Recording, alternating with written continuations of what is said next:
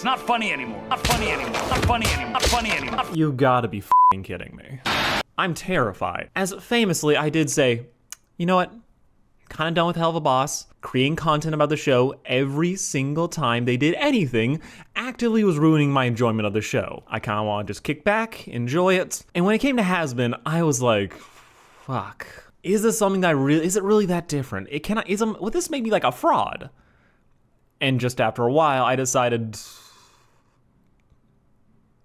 reaction videos. I think I would just have more fun doing reactions to this than writing like a full review for each individual episode. I might do like one long review at the end of the season depending on how I feel, but just going into it, I think I just wanted to have fun. Give you guys a little taste of me and my crazy, still giving my thoughts as it goes, but not trying too hard and staying up too late on this one. Plus, with Fiona and Kay coming out, I basically am fucking booked, so something had to not happen. I'm gonna be posting like so many videos this week. I might as well just make it easier on myself by having myself on camera.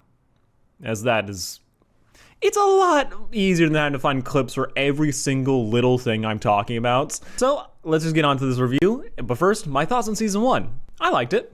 I mean, well enough. Yeah, there's some issues, like you put all the pieces together, some things like, okay, this is a fine moment, but it feels so weirdly placed in everything else. It feels like it's kind of paced like an actual musical, like a theater production, versus the TV show that it actually is. There are moments that like don't fully click for me, and just the absurdity that we're doing this here and how unearned it felt, specifically Vaggie getting her wings back and being told, no, you can't fight for hate, you need to fight for love. And I'm like, that bitch has been fighting for love this entire goddamn season. Yeah, she's aggressive, but she's never had a single moment like, oh, hate clouds her judgment. So that being the moment where she gets her wings back, I was like,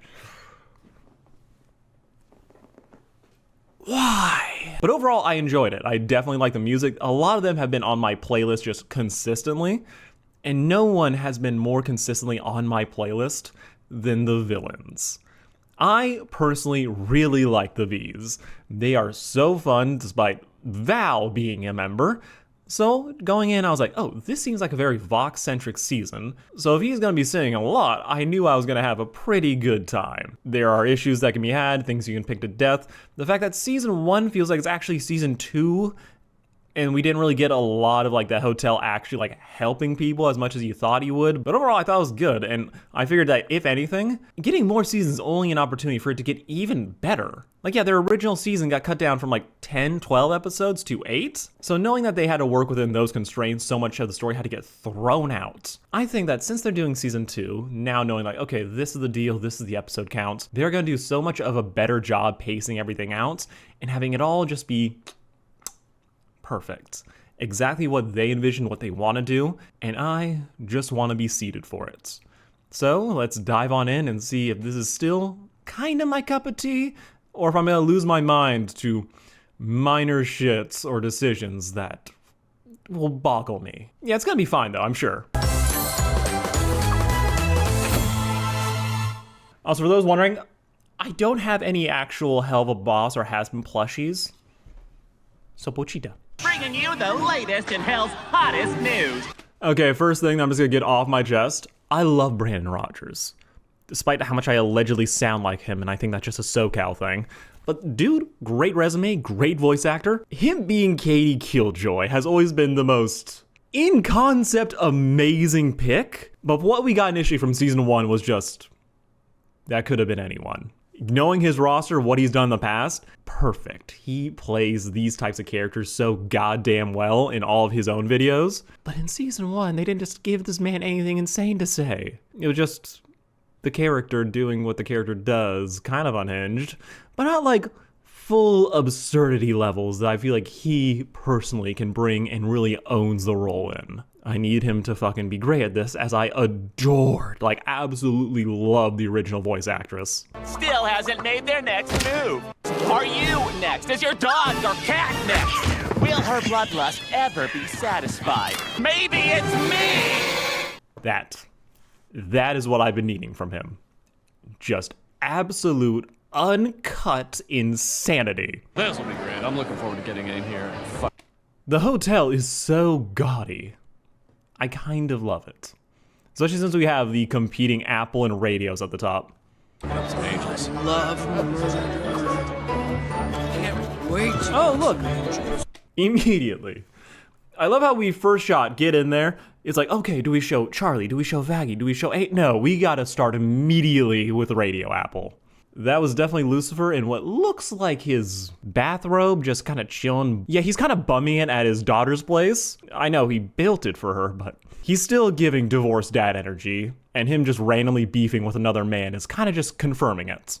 Also, Alistair is officially on Fraud Watch. Hello and welcome to the Hazbin Hotel. My name's, changing. For now, call me Vaggie.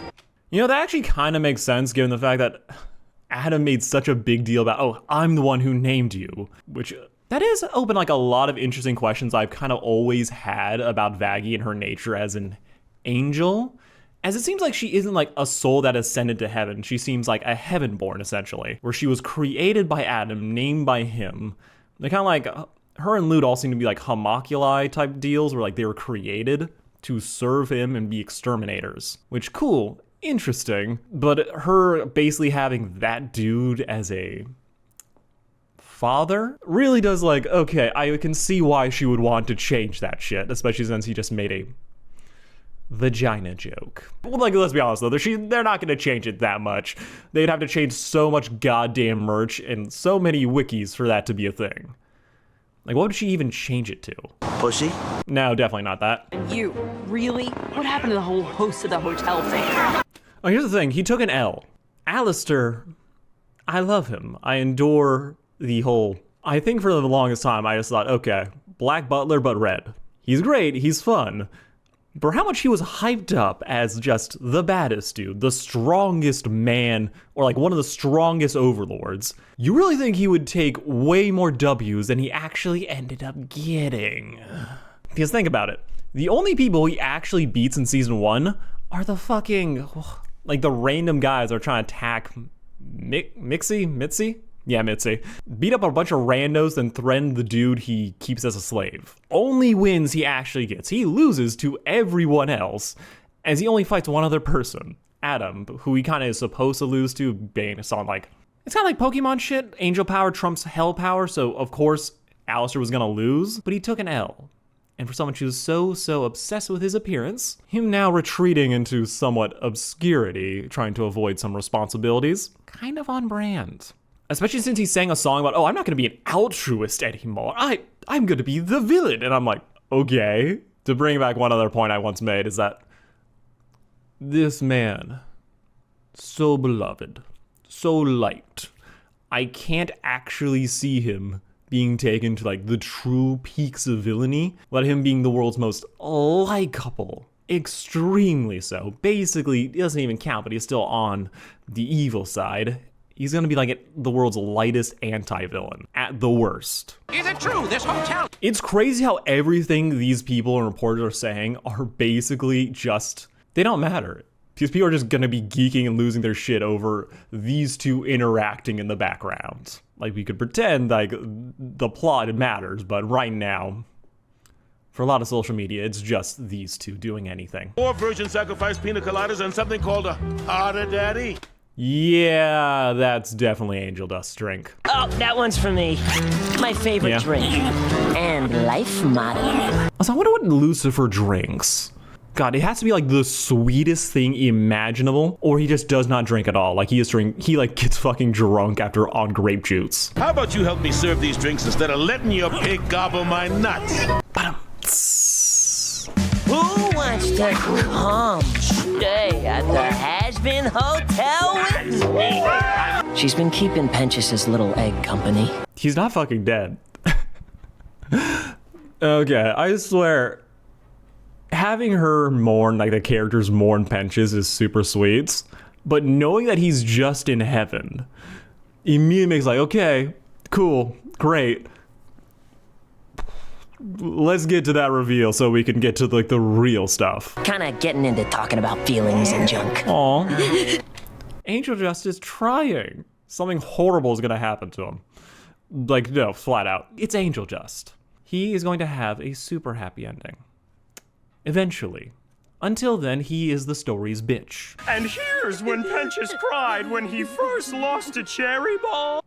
Do you think Vaggie has any feelings about Charlie having a bunch of idols to pen in their bedroom? Like, yeah, a little bit of weirdness that they're trying to hook up and suddenly they have just crying Snake looking at them the entire time. Truly was the best of us. Best is kind of a strong word. He invented the best things. Even though a lot were scary weapons that hurt people. We beat Adam and the hotel's packed, even though lots of people died. But it is so. Who died besides Penches? I know we had Cannibal Town, but they're extras. Who else died that actually matters here? It's truly the if a tree falls in the woods and no one's around to hear it, doesn't make a sound. If a character you don't know dies off screen, do they actually matter? And you're tomming up my space. Ah, there she is. My top report. Those are pants? Sorry, I don't know why this is blowing my mind. That's like supposed to be a mini skirt, like pant legs, or like her feet just like are that tiny. It really is like, okay, I can see why she's only ever seen from the top up. This is the news, honey. If we aren't scaring people with the title alone, it's not worth running. Accurate. And be ready for some breaking news tonight. Oh, I'll be ready for you, Vox. Yep. It's crazy how Katie is just acting like Angel Dust. Oh my god, people are gonna be shipping them for some reason. Sir, we sure will. Shut up, Tom! Why'd he do it? Why'd he just go out and kill himself to save me? Well, to be fair, he didn't think he was actually gonna die, or he was hoping he wasn't. But he tried to do a little sacrifice. That immediately turned into a joke. And it's on brand for him. He probably liked your big bombs. And should I kill my wife? Okay, dude, calm down. People, back it up, back it up. Him. Oh yeah, this dude. Hello there. The Penches replacement. Don't belittle me, woman. I am not an inventor, I am a scientist. There's a difference. Some could classify me Mad as a scientist. mad scientist. From watching him get fucking murdered right in front of me last month. Oh, it's been a month since the fight. Wait, you mean to tell me that Emily, Miss I'm gonna help Charlie any way I can, found Penches, turned into an angel, and hasn't told her within a month? Damn, bit? Like what? Come on, help a girl. She has had a month of mourning and one phone call could have immediately lifted her mood. Just make a call.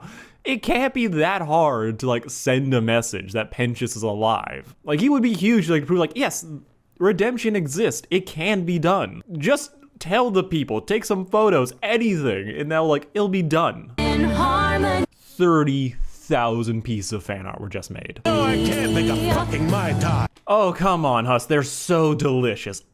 I love me a Mai Tai. They are very annoying to make, though, right up there with mojitos. 50,000 pieces of fan art?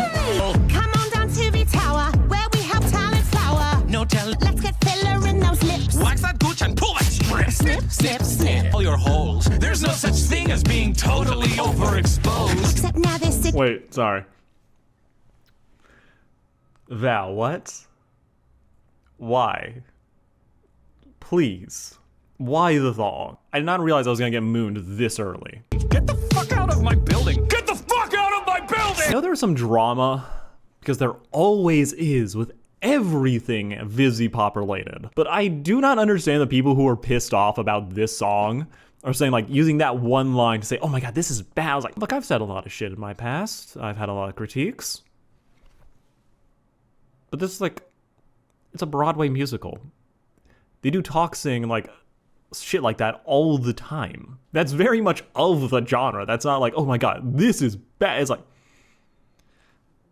it's just how it works. That blows my mind, like, if you're looking for controversy. Like, there's a bunch of real things you could critique Spindlehorse for. Oh, I cannot say that word. Spindlehorse. There's a lot of things you can critique Spindlehorse for. Like releasing a shirt that had slurs on it. And just, who the fuck is gonna decide to wear that in public? It's funny, but out of context, which is everywhere, just that isn't a convention, maybe not. But then you look at things like, oh, people are trying to drag or take something out of context. This is like, okay, people don't know what they're talking about. I don't always know what I'm talking about, but even I can tell, like, oh, this is very much intentional for the scene itself, not just like, oh, you're audio-only listeners. There? Got it? Kill that one little bit of controversy? Trust! No, us. No, I meant to say us. Yeah. All right, so massive shot in the dark because of that massive amount of subtlety. Mr. Vox is going to be a bit of a narcissist this season, and his friends are not going to take that shit. Also, are Val's, like, class things just his nipples? Because that's what we saw, so if those are just fucking holes in his jacket. I killed my wife! Question, how can that random-ass reporter kill his wife without angel tech? Because that's the only way sinners can die, and I just assume that dude's a sinner, as it doesn't seem like anyone else we meet besides Charlie right now is Hellborn. But it's funny, so let's keep rolling with it.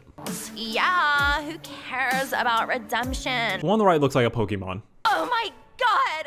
Look, it's Nifty, the Atom Slayer! Nifty was acting in self-defense. We shouldn't celebrate what she had to do. Charlie, I hear you. You are 100% right. But the angels have been committing a genocide for many years. So people celebrating his death is, I feel like, after years of believing that their lives meant nothing. The win is a win. Alistair, shouldn't you help her? Should I? Perhaps. Do I enjoy being difficult? Most definitely. Yeah, but you're about to get shown up by a 5'0" Lucifer. So that might be the only way he's gonna do anything for anybody this season. Pure and utter spite. Oh shit, what's that? Huh? Where'd they go? Velvet, you can't just fuck with Carmilla Carmine in front of other overlords. It makes business harder. He's right. Like 100% business, you don't want to fucking be starting shit with the person who makes all the weapons. You can still talk shit about them behind their back, but it makes it very hard when you want something from them to get it. You cannot keep hitting angel dust in public. It's not funny anymore. You're obsessed with...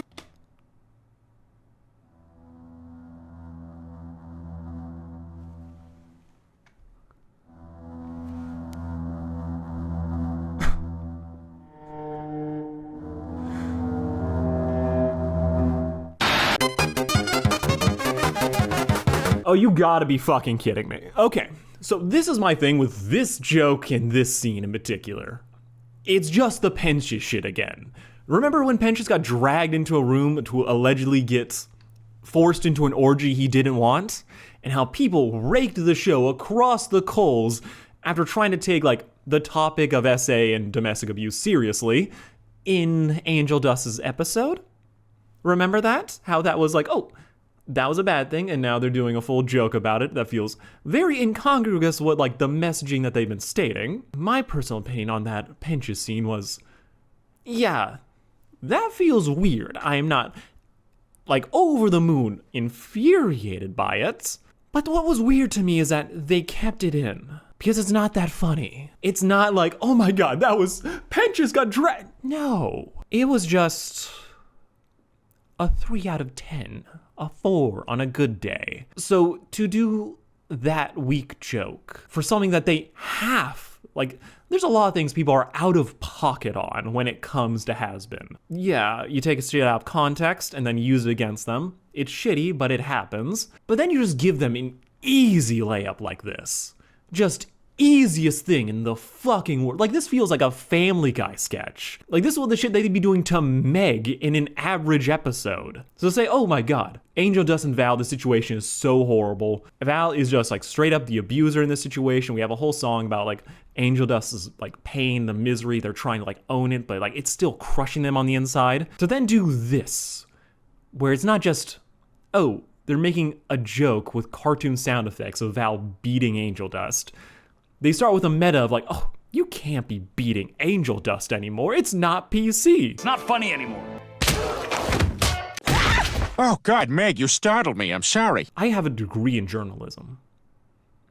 But I don't really need it to say that this is such a weird hill to die on for so little goddamn benefits. I think most people will be like, see, like, oh, okay, just move on. But to the haters, this shit is going to be played in every single goddamn takedown video of this season. Every attempt to say, oh, Hazbin isn't taking this situation seriously. Oh, Hazbin's fucking terrible for X, Y, and Z. That clip is about to be overplayed to goddamn death. But blows my mind that this show would set themselves up to take such an easy fucking L right out the gates. Like, for real, they could have done this shit any other episode. It still would go over poorly, but this is episode goddamn 1. So fucking stupid to me.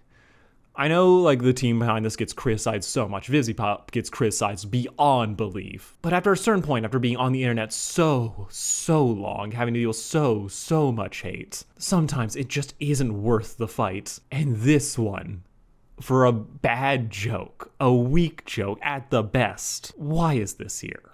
Why are we setting ourselves up to deal with, like, a shit show? As the haters are gonna take this shit and run with it, people who love this show are probably like, oh, that's kind of weird. This joke is for nobody. Straight up. So why is it fucking here? Dad, how do you deal with all the stress of being in charge of things? He doesn't. From what we've seen, Lilith was completely in charge, and this man is hidden in his room for the last 15 years-ish, however long his divorce has been. It explicitly seems to be like Lilith was making all the decisions. Fucking Lucifer wasn't doing jack shit. Yeah, I don't know. I just manage. And you were born for this spotlight. Yeah. That's so sweet. And this might be the only time he's been like an actual parent to her in her entire life. The account holder on this line is unavailable, or they're avoiding you. Leave a message. Hey, Mom. It's That's me. pretty good. Again. But yeah, I'm sorry, Charlie. Your mom's just kind of chilling in a beach in heaven, having abandoned everything that you're currently holding dear and saying that she cared about. I'm sure the drinks are amazing up there. Why are you changing your name again? What's wrong with Vaggie? Because Adam gave you that. Called it, yes. None of these people paid their tab. And a feeling that I'd love to share with both of you. Oh yeah, they're gonna betray the fuck out of him. Or he's gonna throw them under the bus. Okay, that dress is fire. Hey. Hey. What do you think about Vanessa? It's not bad, but... I mean, of all the VA names she could do, that is probably the least worst, but it is also the most basic. It's not as unique. Then, for now, the hotel is yours. Hey. So she's basically be doing Alistair's job since he... Oh my god, Vaggie's the only one who's gonna be doing shit for the hotel besides Husk working the bar. Oh, they need so much more staff. Sinners to change and fit into her restrictive, puritanical mold. I feel like every single one of these is a thumbnail that made fun of season 1. I don't know that for sure, but I would not be surprised. Charlie! Emily? Sorry, I don't have much time. Long story short, Penchus was redeemed and he is in heaven now. Yay! Congratulations! Bye! It took them a month to say that. Okay, that was episode 1 of Hazbin Hotel. I think it's fine. Not really like a strong, hard, fast start, but like as an intro to the overall story, I was like, they could easily do worse. The one joke in the middle just wasn't great. That does have me vaguely worried that they'll have other things that they'll fumble themselves into. But on the whole, seems pretty decent. Really like the songs, loving Vox as a villain. I like that Vaggie is like getting other things to really be worried about besides like her girlfriend. And Alistair is being a bum. So curious to see how this is all gonna play out as, yeah, Heaven and Loot are up to some shit, and Loot's gonna be thirsting for revenge. The Vox is definitely going to be doing their shit. My personal theory is that Vox and Loot are gonna work together at some point to start a war, as that would just give the both of them the chance for power and revenge, so it just would work out. Right now, I am enjoying Vox. Always liked him. The only problem is that he barely fit into that season. He had his beef with Alistair, but it seems like now he's gonna be a more direct antagonist to the story, instead of being the guy who's there and dating Val, who Yeah. I think like the biggest thing in my mind is just, okay, the production value for the show has gotten like a massive upgrade. We had a little bit of jank before, but this is like, oh, they are really upping their game right now. And you can tell because they constantly keep doing those 360-degree shots. And if they keep bringing this level of fire, yeah, I think I'm gonna be pretty entertained for the most part. But I feel like this is gonna be it for this initial reaction. I'm gonna release the episode 2 one in a little bit. Gotta space this out. And you guys better subscribe to be kept up to date to when I'm going to be posting that. As I'm not going to be sending reminders every single time on my main channel when I drop something. But I think that's going to be it for me. Thank you all for watching. This has been Sarcastic Chorus. Have fun comparing me to every other white guy just on this platform. Alright, welcome to what I think is the weekend end of just, yeah, I might as well wear it. Look, I have a Halloween party after this, and because it's now been in a video, me dressing up as Cosmo, dressing up as Wart, is now considered a business expense. No. Fuck no. Okay, now this makes me look like Amity. Well, this is quite the warm welcome. So yeah, Pentious got sent to heaven, the first sinner to ever be redeemed, and all it took was self-sacrifice. And now he's been trapped in heaven for like a month, and they're only now holding his trial. And they really just didn't tell Charlie that he was fucking there. That's the real offensive thing here. Yeah, you why haven't you done that? Extermination of hell, and you kept it from us? Oh, literally everyone didn't know. It was just Sarah and the exterminators. Okay, let's go with that.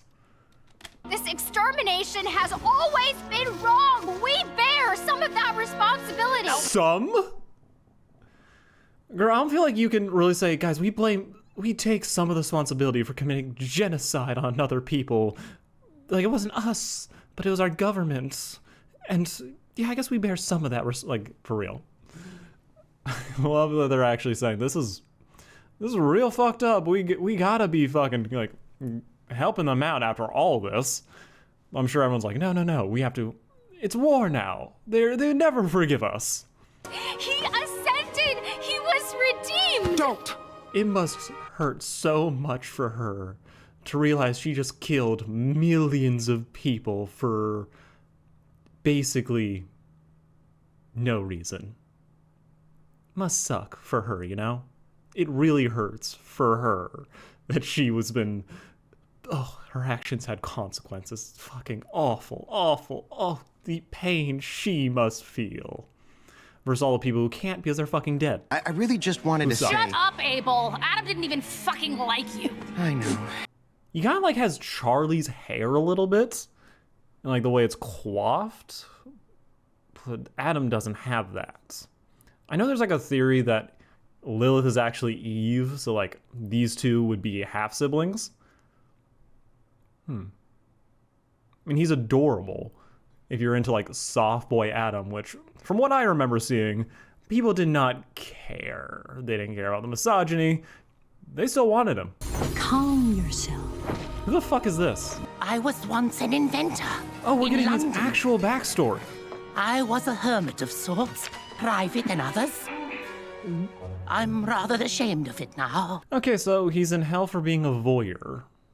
Or some other fucked up thing. And then I saw... Is that Jack the Ripper? Oh, fuck. That's why they said it in 1800s London. Oh, he's Jack the Ripper. Absolute cultural obsession. I carried that guilt to my grave, and I ended up in hell. And I deserved it. I wonder if they're gonna do a slight... Like, they do this in Sandman, where part of the thing that like sends people to hell is just they think they deserve to be there. I wonder if that's gonna be true for some of the characters, while others are just like, no, they're genuinely that bad. Versus people who like just straight up believe they should be in heaven and yet they somehow are able to sneak through. As how the fuck did Adam get there? That man is such a fucking tool. He's such a misogynist.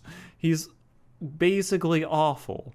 Yet he was somehow considered good enough to like end up in the big house. So I am curious to see like what the actual reason is for like why people get sent to one place or the other, or if it's just like, okay, fully arbitrary. Like some actually interesting questions can be brought up there, but I feel like it might just be more in reference for us like, the characters, their feelings, like what they need to go through to like feel like they atone and are therefore worthy of going to the other place. But I also want to see someone like actually descend to the lower place. As yeah, Devil Adam would probably go really hard. He was a spineless coward who let people be murdered. And you were murdering people. You literally have no leg to stand on, Loot. Even though you know she thinks she does. Again, she was also allegedly born here, so you really didn't do shit to get here. You don't have any extra, like, oh, you're extra special compared to everyone else. He was under the command of the Morning Star, the first fallen angel and his daughter. It's so funny how everyone's like, oh my god, the Morning Star. Oh, he's the worst. He was the first. And we see him and he's just a dork. As what? As head of... Hey, Loot. Sorry No. to interrupt, but... Oh god, he's... Okay, that's another thing we can say Heaven doesn't have the high ground on. They have fucking Nepo babies. Your Majesty, please.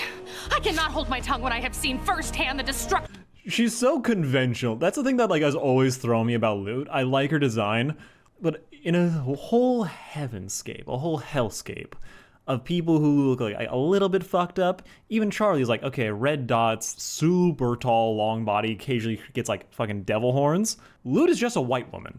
Nothing extra about her except like the golden eyes.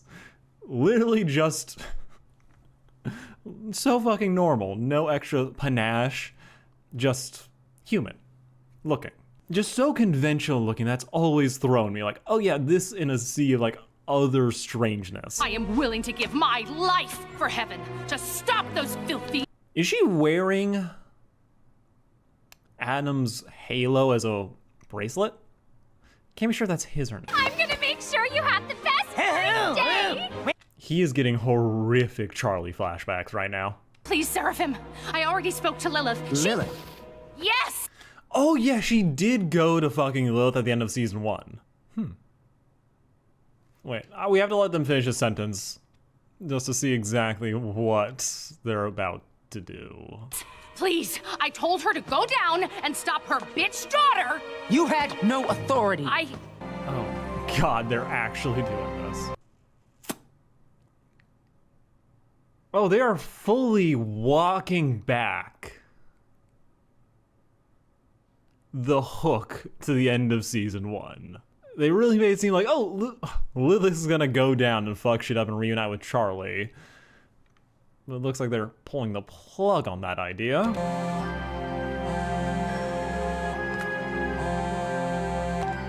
Oh. That's brutal. Cold.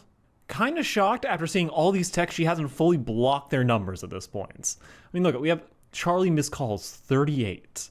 Lucifer 687. At some point, you think she would just save herself the headache instead of leading her family on that she's ever going to respond back. Or maybe just get a new phone.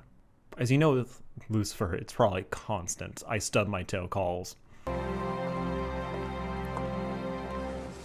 I don't know if Charlie's gonna spend like the rest of the season, oh my god, my mom, she believed in like uplifting hell, and only to find she's gonna be just relaxing and chilling in heaven for the last couple exterminations where everyone was dying, all of her supposed people. That would make for such an interesting conversation. That's one of the things I was super excited for this season, to actually have that interaction like, oh, the pedestal, the idol and ideal version of her mother that she has spent her entire life building herself around, actually isn't fully who she thinks she is. She loves her. She's probably like a horrible fucking person, though we love that the Hellverse loves to do like, oh, full bitch characters. But Lilith might be the exception where we just fully see, okay, she might have a good reason for this. Or she might just be like tired of trying to like redeem hell. She may have given up where Charlie didn't, which would be a nice way of saying, okay, well, Lilith may have lost faith in what she was doing. Charlie, through her example, didn't. Was able to finally do the impossible, which would be very sweet. But then you have to reconcile the fact that Lilith did in fact just dip out on her supposed people. Also, I feel like this is one thing that I'm going to like straight up say. If I hear any more Origin of Evil type shit in my comments, Please don't. It was mentioned once in a live stream. We've had no real like confirmation about it ever since. That might have been an idea that like was initially presented early on and it may have been dropped at this point. Or it's gonna be like the thing that the whole universe is centered around. But for the moment, for what we're actually getting, it doesn't seem to be very much in play. No! Sir Pentious, I know you are new here. So has he been like in a prison cell this last month? Or is there like time dilation where time goes by faster for these people? It's kind of wild. Like this isn't actually like a complaint. I'm just like, where has he been this entire time? Has he just been like in their castle? What have they been doing for this man? He's been here a while at this point. I really just want to see my friends. I want to know that they're okay. Oh! Yeah, why hasn't he been allowed to contact his friends? As we saw by the end of the episode, Emily can just port down to Charlie. They can't like set up a call? He's just been left hanging, rotting in some jail cell, being shown around town as like, oh, this supposed redeemed sinner? You're not gonna do this man like a solid like that? You're gonna let everyone mourn him the entire time? I think I made this joke like a last season one where for someone who said like, oh, she's gonna help Charlie, Emily has done a whole lot of jack shit. So I'm hoping this is gonna be her time to shine.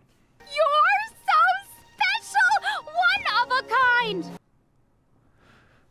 Okay, so what was... You can't do a call.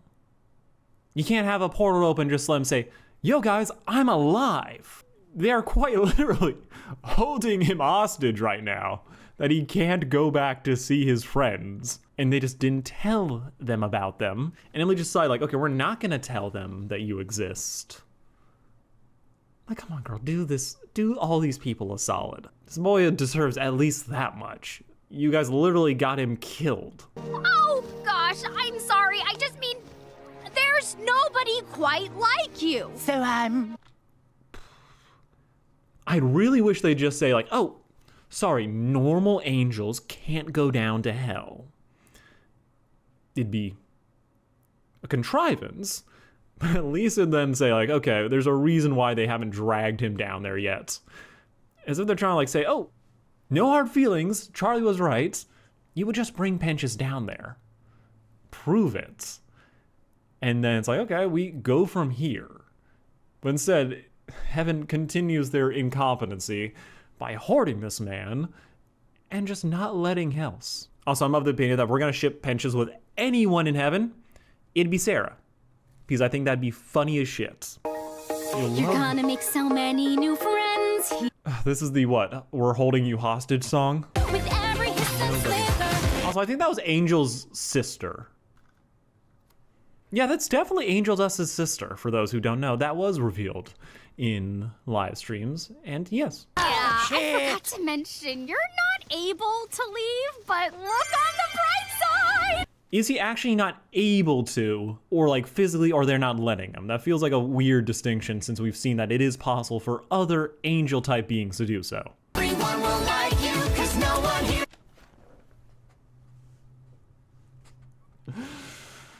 Okay, bro, that's fair. What have I done? Genocide. I don't know what to do. She quite literally committed genocide. What the fuck has this thing been doing this entire time then? Like, if this is like the speaker, like a tier above Sarah, being very laissez-faire with the whole leaving the decisions to other people shit. Oh no, she's so sad. Guys, the racist is crying. Like, this is sad. She clearly did love Adam, despite him being him. But it is still very deliciously funny. After all the shit and people she's killed. As soon as it's like, oh, her friend, she loses her mind. You're alive? Oh, now, I'm in your... I mean, yeah, we kind of knew this because the music video. It's still very interesting that she's full-on hallucinating Adam. I think we can explain a lot of reasons for why exactly this is happening. You can go into her trauma, her just general dependence on the man. But also it's like, he's so hateable. Not even death can stop them from putting him back on the screen. With our knives and our helmets and some other pointy things. Please try not to stress too much. Again, this man should not be here. He does not know what the fuck he is doing. Is there no one else in heaven? No, yeah, all the warriors are probably terrible people. Heaven might actually be fucked in this. I'm pretty okay with either option, to be honest. So clearly you don't Okay, give a fuck that about doesn't him help either. me. St. Peter? So like, where's the other archangels here? Why does she just have these two chuckle fucks? Like a literal doorman and a child. Why are these her only two people she can go to for advice? I'm not saying this to be critical of the show. I'm saying, why has she not picked better advisors to surround herself with? I never got to tell you that. You think I didn't already know? Did you? No fucking idea. If you Oh, she's so broken up by this. Now, I am curious if Adam actually knew Lute was in love with him, but odds are no. I mean, this man has such a horrible track record. All of his women have been stolen by a munchkin. So I'm basically spending the rest of his afterlife going like, yeah, I'm just gonna do horrible one-night stands and never get emotionally invested into any of my partners ever again. I do feel like he would be too self-absorbed to really clock like, oh yeah, she's in love with me. He probably assumes every woman is into him because he's him. But the idea like Lute has something more than that towards him probably would have blown his mind. This song is so fucking good. I cannot undersell how much I've been re-listening to this ever since it dropped. Villain songs are amazing. I've been still listening to Your Idol ever since it dropped. But when it goes this hard, when a villain is like declaring just basically war on all their enemies, trying to get that revenge, ooh, it's so delicious. It's so dramatic. And no matter how you feel about Lute and like her feelings for a man who we all know deserved what he got, you can feel the pain in every single lyric. And it kind of makes you want to root for them, even though you know you should definitely not be doing that. That's hot. They keep throwing out random shit. I do wonder if any part of her is like gonna have to like self-reflect and realize her relationship with Adam wasn't exactly like the romanticized version of what she, because we know, not the best dude. Massive fuckboy. Constantly praising himself for just being the first man. And he's really just built his whole identity around that. So for her to still love him, I do wonder if any part of her like is gonna have to like in the future try to reconcile with the idea that, well, he may have had like a softer side. He may not be as bad as we see him around the demons. He may not have treated her the best overall. He still may not have treated Lute specifically as the best. She was the only one who like put up with him, cared for him. But like for how callously he's treated like literally everyone in his life that we have seen, Abel, who is his literal son, allegedly, doesn't seem that choked up over him being dead. So if everyone is like, nah, that he's gone, I wonder if like we're gonna see like Lute have to ever think about like, was he actually worth it, or does she have a more romanticized vision of him that she has to later confront, which would make the whole hallucination thing could lead to something juicy, especially if it starts trying to force her down the road of vengeance.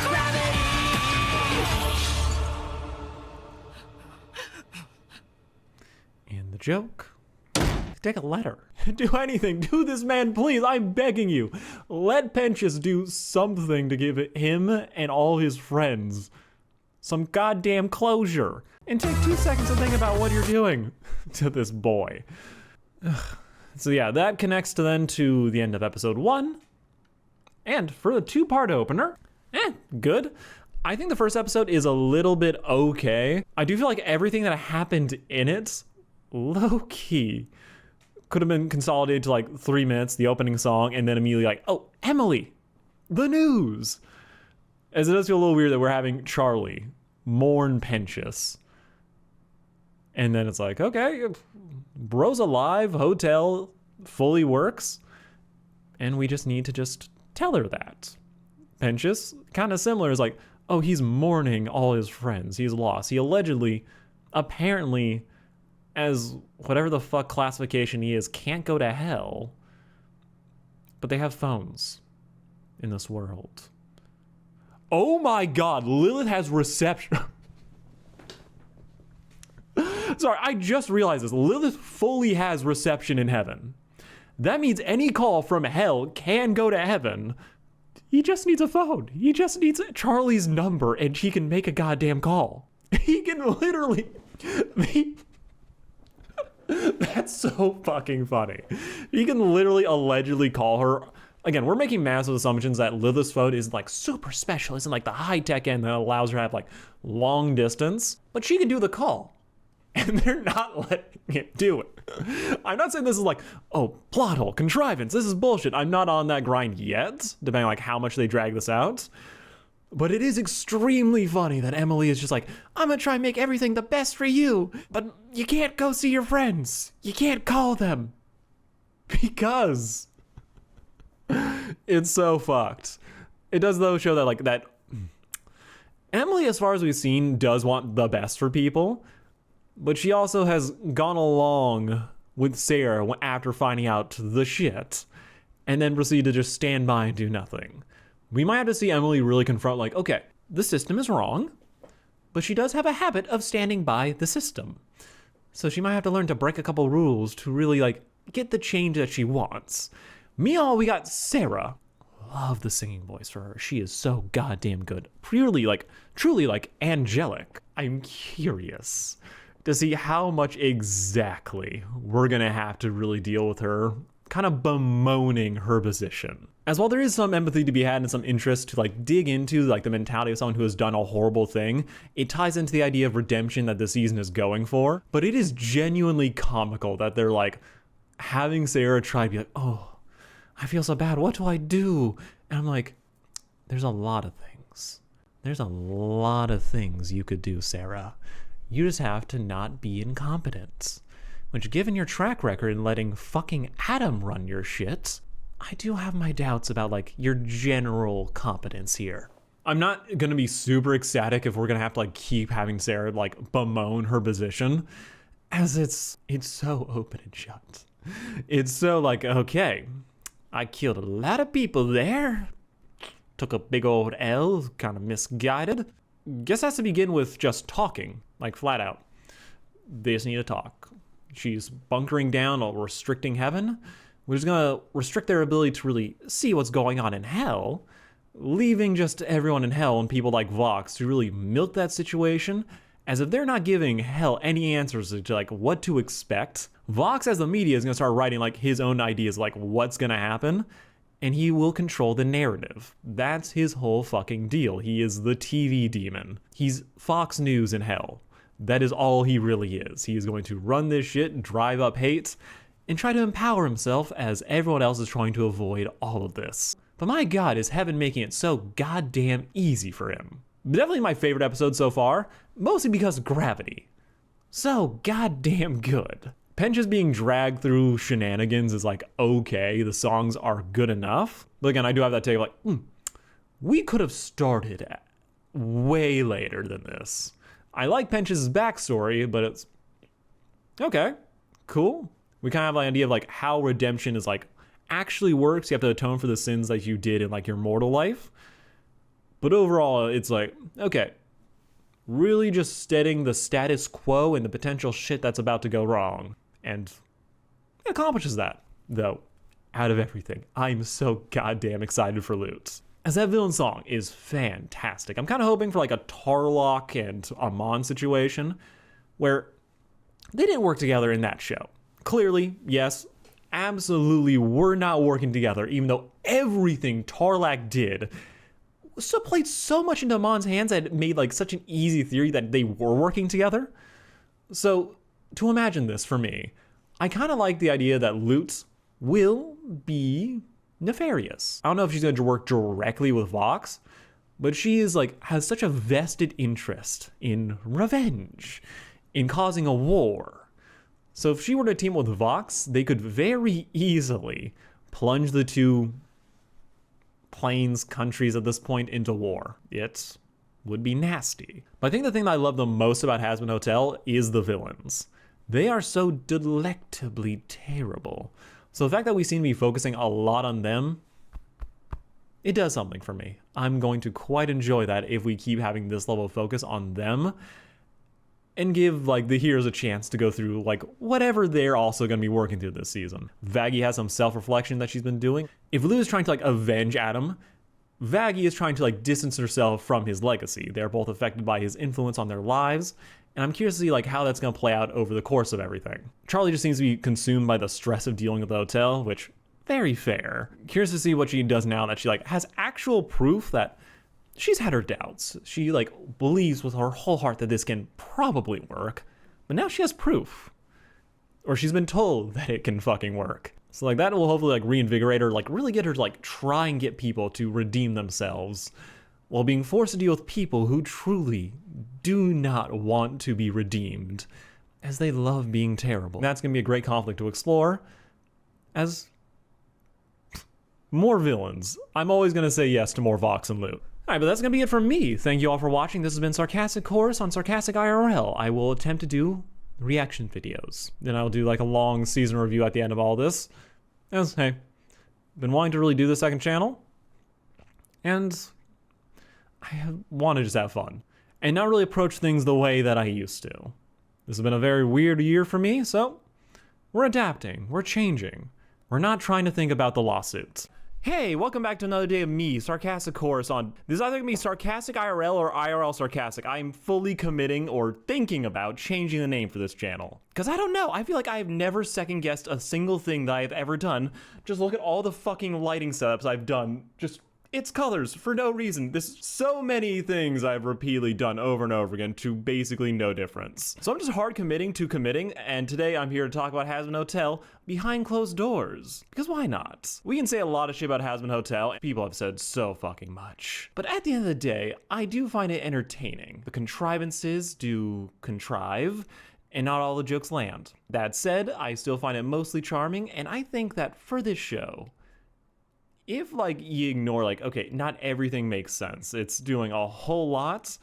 And sometimes it's true like, why the fuck is this here? And if you just ignore all that, which I usually can't, and just think, okay, is this a good show or am I having a good time? Because those can be two completely different things. And sometimes you just gotta lean into the latter. So we're gonna do Behind Closed Doors. Charlie just fucking learned that her whole life wasn't a lie, and that she hasn't convinced all of her friends to follow her on a path to what is basically a cultural revolution. That the power of friendship is good. That just because you're in hell doesn't mean you have to stay there. And this is all coming from someone who was born there, so everything she says like, guys, you can redeem yourselves. And they're like, what about you?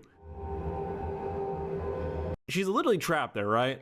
Like, she can go to heaven, but she is technically, like, just living in hell. I don't know if there's, like, a commute thing that can happen, but seeing how apparently Pentious can't go to hell because reasons, despite us seeing literally every other kind of angel going down there, including ones that were, like, technically born in heaven, I am starting to wonder if there's, like, some shenanigan-y rules bullshit about, like, the way people can travel back and forth. So let's kind of dive into this one, see if that answer gets, well, answered. Don't know why I said answer twice. God, I can't fucking talk some days. But simply put, Vox the antagonist, Charlie, just found out Loot is also going to be up to some goddamn shit, so I'm ready for it. Okay, I'll be honest, I'm mostly here for those two. Jimmy, in office. Breathe, girl, breathe. Oh yeah, and also Sir Pentious is here in heaven. Okay, bye. That means the hotel works. I gotta let everybody know. Charlie, hang on. How fucked up would it be if heaven was just lying to her right now? Because, as we've seen, Charlie has no fucking proof of anything Emily said. Literally, she said, oh yeah, you worked. You were right. Had nothing else to offer. Just said, yeah, okay. And now Charlie's like staking her whole soul. I'm like, okay, thank Christ. It finally is all working out. And she's doing it mostly on faith, which is what she's been doing basically this entire series. So very on brand that she has taken this news in just complete and utter honesty, ignoring how there are other people who are. They kind of need more actual examples before they will believe anything the people that have been killing them for centuries to actually buy into any of that nonsense. I thought Charlie said no more drugs. Oh, I couldn't wait to see the look on Dad's face when he finds out. Because she said so. There's fucking Vox's number. This poor Poor, very, very naive bitch. She is about to screw herself over so goddamn hard. Also, yes, that is Vivian Medrano right in the middle. Whoa, Charlie, before you get any crazy ideas. Okay, want to play a drinking game? Let's take a shot every time Charlie listens to Vaggie. This would have had me taking probably one shot if I was just counting season 1. But this is new them. They are going to they communicated. They got the basic lesson of, hey, from a random Hello Dolly reference and then Carmilla, just the older women in their lives said, hey, gals, talk to each other, and that's all they needed to do to settle all their issues about Vaggie being a part of the group that had been killing Charlie's people for years. They're in communication mode. We will see them do better. Will it actually change their actions in a meaningful way? That is the question. Did Emily say why? Can we talk to her? Are the exterminations still on? Or did they even show you that Penchus was actually there? I love Vaggie. She's asking all the real questions. Do we have fucking proof of any of this before we start running our mouths? Dropping the absolute bombshell that redemption is possible. You know, I really want to say that optimism isn't the same thing as stupidity, but Charlie's making a very strong case against me right now, as she could go to anyone else. Hopefully, there's another news outlet in hell that she can just say, hey, we have some possible information that redemption is actually possible, and then they go from there. But instead, she is inviting... There's a great shark joke in here, but I'm just not quick enough to get it. But yeah, they're about to get fucked. Yeah, I'm just not sure reaching out to the overlords trying to make you look like a horrible monster is the best idea. I bet Voxtech will change their tune when they hear it. Just take care of the guests for me until I'm done. Okay, love you, bye! I'm not gonna drink a drop of that, but might as well have it on hand just in the snowball's chance in hell that Charlie's gonna listen to her fucking girlfriend. Oh yeah, Velvet's a witch. No way. I remember seeing people talk about that. I was like, just did not register to me from her initial presentation, season 1. I thought there's more leaning to the fashionista stuff. Velvet! You're fucking joking! Oh, she's gonna get screwed so hard by these two. Oh, she's just not prepared for what they're about to do to her. It's not even have to fake shit. They just have to cut it all and edit it in the worst way possible, and she is just going to give them all the layups. Kept messing with my shit every chance he got for the past fucking forever. Question, how much did Penchus and Cherry Bomb actually interact over the course of the series? And I am counting between the pilot and episode 1. As from my memory, I don't feel like they actually did all that much together, as they apparently had just met in the pilots. So I'm like, okay, she's saying all these things oh, he used to constantly mess with me. I'm like, I'm not in love with this ship, and that's insane because I have such a low fucking bar. Well, I seem entertained, but simply put, I know people love this, and I don't care. I think it's kind of just, okay, it exists. He died. Now he's technically alive, and it still feels like they haven't spent a single time having a conversation. But I'm curious to see how much she is saying all of this is just her going back and thinking, oh, the good times. Oh. And it's just embarrassing photos of them together, and he's just fully in the background, and now she's like, damn, those were the best of times. That was such a meaningful thing that one time he opened the door for me. If anyone was gonna make it up there, it was him. Or Or maybe you. Angel on a good day. The name's Vox, CEO of Vox Tech Entertainment, and this is my lovely associate, Velvet. I was fully prepared for him to call her his assistant, because he's a fucking idiot. And I just couldn't miss this opportunity to interview Hell's most controversial figure. And he really is just here for Alistair. Every time. This has always been about Al and Vox. And now I think about Val is Al, so if that's ever revealed to be a part of his kink, I would not actually be surprised. Now where's Alistair? Alistair? I mean, he's right. And he's out. worthless. It's giving tacky. Shitty lighting, clashing themes, and too much red. Oh, wonderful. They're saying the things people critique them for out loud.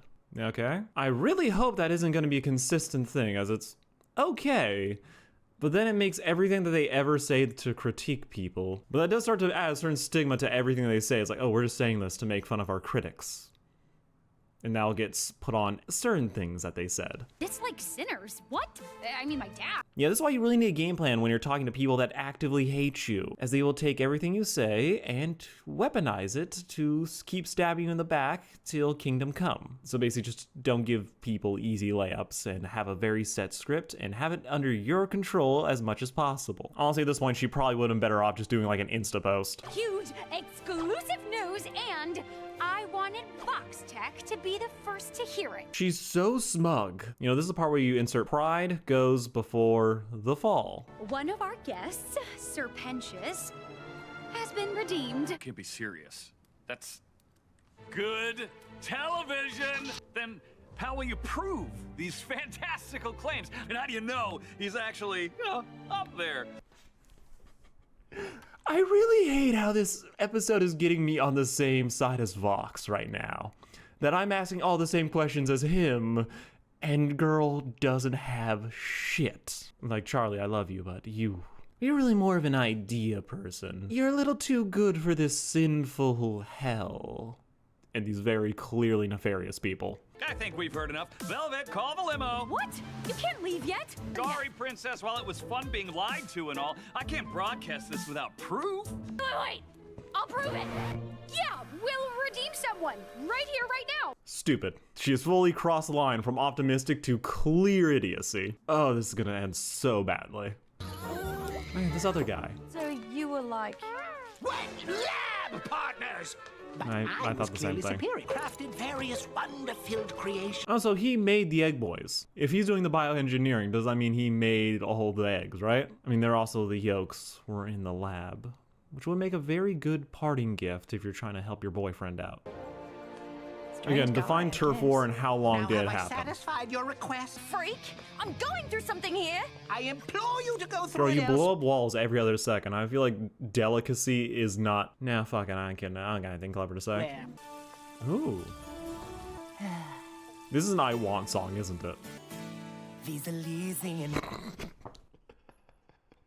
Oh, fuck. Oh, God. Alright. This is about to be my favorite song. But you will hear none of because I can't play any of this shit without getting copyright. Okay, can someone give me the actual gap of time between the pilot and episode 1, as they are saying they had such a long, epic rivalry.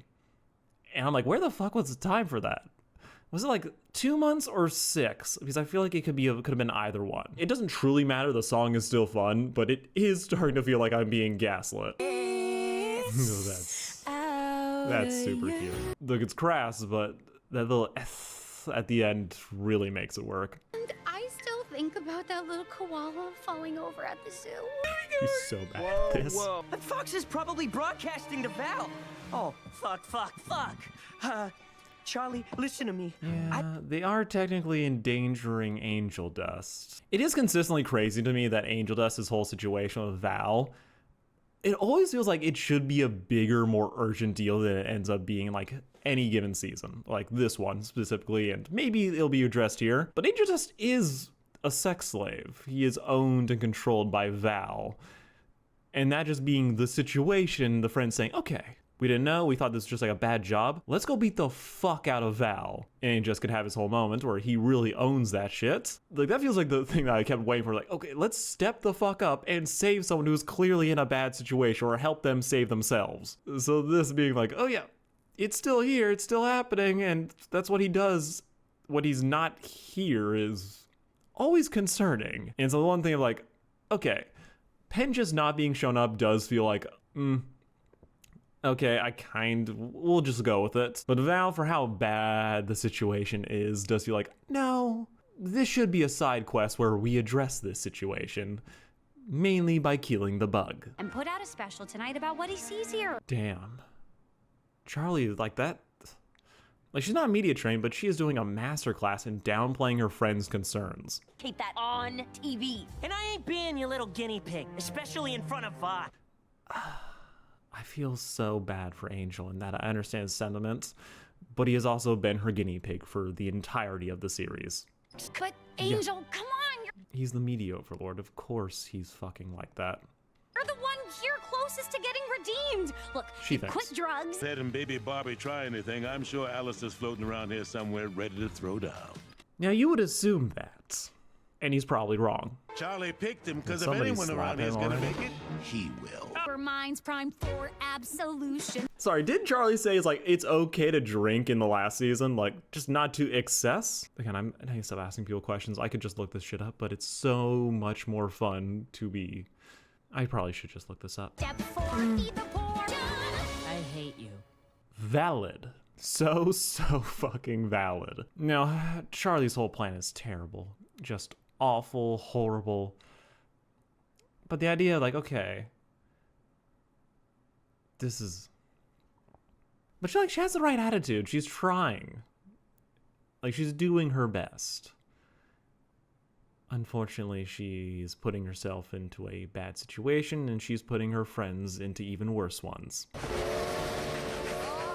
Final attempt, a poor, helpless... So many fanfics are about to be written about Angel saving Husk. Oh, who the fuck am I kidding? They've already been written. And she needs a fucking break. Help, I'm stuck!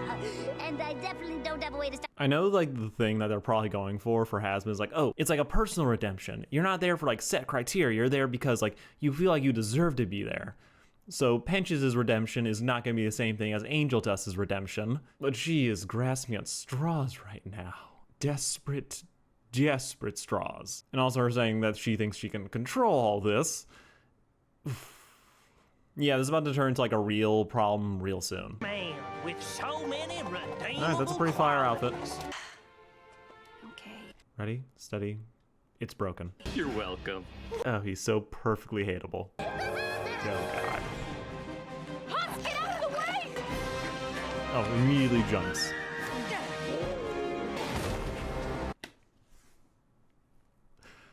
Vaggie for the real win there. Just perfect. Because, shit, she's the one having to take care of this goddamn hotel. She might as well solve all of Charlie's problems and just keep on doing that till they figure out when to just dial it back. Charlie, what the fuck happened? What was that? You could have got yourself killed. What? You can't be serious. In front of a train, you idiot. I know this is like a great sentimental scene of him like being mad for all the wrong and right reasons, but that is actually extremely valid. Ugh, we love a self-sacrifice. We'd like to couch that on like actually being productive and it actually working instead of just getting them both killed. Fucking spank you. Pull what shit? What? The shit that you volunteered me for? This is why I never say shit. I'm out. He is giving SpongeBob SquarePants for some reason. We have been trying to recreate Pench's redemption, but maybe... How did she not think of that sooner? All we need to do is have Angel act against his sins. That feels like it should have been the first thing they ever fucking tried. Tell me, Princess, no. what exercise could... Dramatic music? It's the tone shift that they were making fun of earlier. Forgiven for being, Stop! Murderer. The way he says murderer, like every single person here besides Charlie hasn't killed someone before. And they've gone over most of those murders extremely quickly. You killed your dad, right? Oh, At least shit. That's what Val told me. What did he do? Hit you? Oh, Angel Dust killed his own father. It's kind of crazy how little that is really hitting me. I remember something like the info on the wiki that like Angel Dust's dad was a massive a-hole. I remember something homophobic was in there too. But like a dad I've never seen being dead and killed by his own son. Honestly, I feel like I'm too anime brain rot. That just seems like an average fucking Tuesday for most of the shows that I watch. Honestly, most of them, they're kind of aspirational. You can mock me, but I won't allow you to push my friends around like that. Yeah, the only people who can push her friends around is her. Could be redeemed? I believe anyone can be redeemed. I can almost see why Alistair humors you. She's definitely gonna clip that later. In just the worst way possible. Public image. And she really did. Damn it, Fox. I didn't... Just give him some space. It's been a long day for everyone. Do I count that as a drink? No. It's the end of the fucking episode. she really is forced by the story to do exactly that. The brakes. Oh, I got it at 3 angles, babe. Run it. Want to know what really goes down at the Hazbin Hotel? Truth? Tune in for Hazbin Hotel Behind Closed Doors. Tonight at 8. Brought to you by Fox. God, who could have fucking predicted this? Literally everyone. Literally everyone could have told Charlie this is exactly what was gonna happen. I really need Charlie to get some W's this season. I enjoy her as the main character, like kind of the facilitator of everyone else being here and like their character development. But as her own person in her own story, she needs some goddamn fucking W's that aren't just having the optimism. Everyone else is here because of her. Everyone's able to like work on themselves because of their optimism and their belief from her that things can be better. But in her own fucking story, this girl is floundering so much. And I need her to just either slap a bitch or just really come in clutch at some point in this season. As if she's going to be pushing her friends as much as the villains do. That whole moment where she wrote Angel Dust to be a crackhead was just... Those allegations are just never gonna go away. Hey. Oh, fuck! Cherry Bomb was also... I forgot, like, she had a whole subplot in this season. Like, we kinda had the music video, then she just disappeared from this shit. I assume she's gonna fucking check in, and that's like the feel-good way they're trying to wrap this up. It's like, it does kind of feel like that arc was just there so they can have like a song quota. I decided to stay. And it's over. All right, that was Behind Closed Doors, and I enjoy it, but it is again that case of, okay, if I start to think about too much and how everything's structured, it does start to get slightly worse for me. I think that this is like more of a setup episode where like everything that's doing Charlie failing, getting the rug pulled out from under her by Vox, that's all shit she's gonna have to deal with later. So her having like this episode of just being a fail girl, that's okay, that's fine. It's not fully weird, but that kind of just, that issue we have with Charlie where she is like her optimism, her desire, like, okay, we need to get this done. I want to believe in you guys, does lead her to push her friends into doing things that they really don't want to do. And in Angel Dust's case, might put them in a more dangerous situation, like when she tried to go to Val and say, hey, just maybe let him work less, and had nothing else to fucking say or do or really make that thing actually happen. So really, Charlie just said, okay, we're gonna invite this known threat into my own house, surrounded by all the people I'm supposed to protect. I am then going to feel pressured because I have no fucking evidence of everything I just try to claim, despite how monumental it is for this entire society, and then I'm going to try to force Angel Dust to redeem themselves on live TV in front of the people who definitely have watched Val abuse him. It's like, it's a terrible plan. Straight out awful, girl. You have to do better. But that's like the kind of behavior is like, ooh, that's rough. And that's the kind of shit that I'm like waiting to slightly be addressed. It's not like, oh my god, she's actually a terrible, like Vox is trying to do. No, it's just like, okay, girl, you gotta do some serious self-reflection. You gotta work on that shit. And I gotta see her just take a breath and realize like, oh yeah, I keep doing this. And kind of work her way back to a point where she fucking listens to her girlfriend. Literally, so much of Charlie's problems would be just finished if she listened to fucking Vaggie. It'd be amazing how much like these two could actually do if Charlie just listened. In this case, like, please. Especially when it's like, it's a known threat to the hotel trying to paint you as a dictator. Like, at some point, you just gotta fucking do a live stream and announce all this. You are setting yourself up for failure, and you set up all your friends for failure as well. I'll say, I think like the whole cherry bomb situation is fine, but my god, does it feel like all that was just there for a song that I like. So I'm kind of fine with it, mostly. I mean, it's good, it's not like awful, but as far as like things that are just here for musical purposes, we could do a lot worse. Also, where the fuck is Loot? Vox continues to be like the highlight this season, just straight up name dropped trauma dump. And yeah, that tracks. Because it's Angel Dust. Every third thing they say leads to a trauma dump. Because they have been through a fucking lot. And they killed their dad, who by my vague recollections was an asshole. And in the mafia. So he's basically Crimson, and it will never not be funny to me just how much we copy paste those backstories. Like, straight up. Honestly, I feel like if we got that crossover episode, I just want it to be Moxie and Angel Dust teaming up to just fucking kill their dads again. As after a point, they would just need the catharsis. Thank you all for watching. This has been Sarcastic IRL, or maybe IRL Chorus. I have no idea if I'm gonna change it, but it's been percolating, and friends have been saying contradictory things. Honestly, I have no idea. This second channel shit. Honestly, it's been pretty fun so far. Let's keep it up. We're back with another wonderful edition of me saying that I like Hazbin, even does have massive, weird, or just like strange things going on with it. It's like never awful. I feel like a lot of people like want this show to be so much worse than it is. But based on like their track record, while there will be shit like if you think about it, it will drive you insane. There'll never be like that gigantic fumble that'll get people to like casuals specifically to really turn on this show. Like straight up. Yes.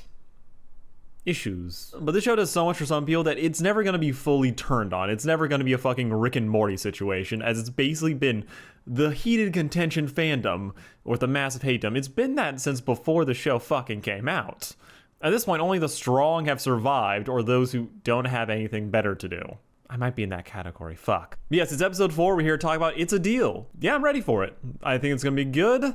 I am just mentally preparing because I kinda know what actually happens in this one.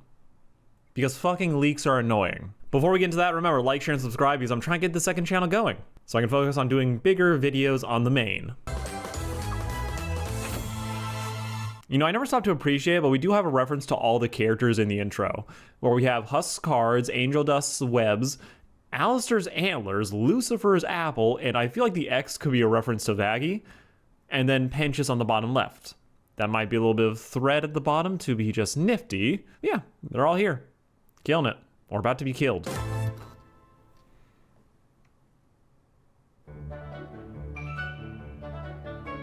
Charlie, babe, I think you need to drop this. Drop what? Oh yeah, I forgot the rule.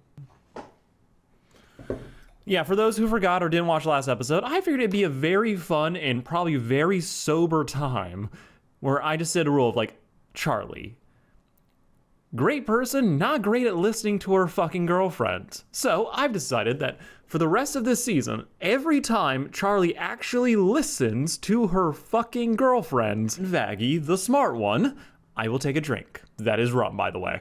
I'll do it, but we actually have to see her apply that and not just be, oh, end of the episode.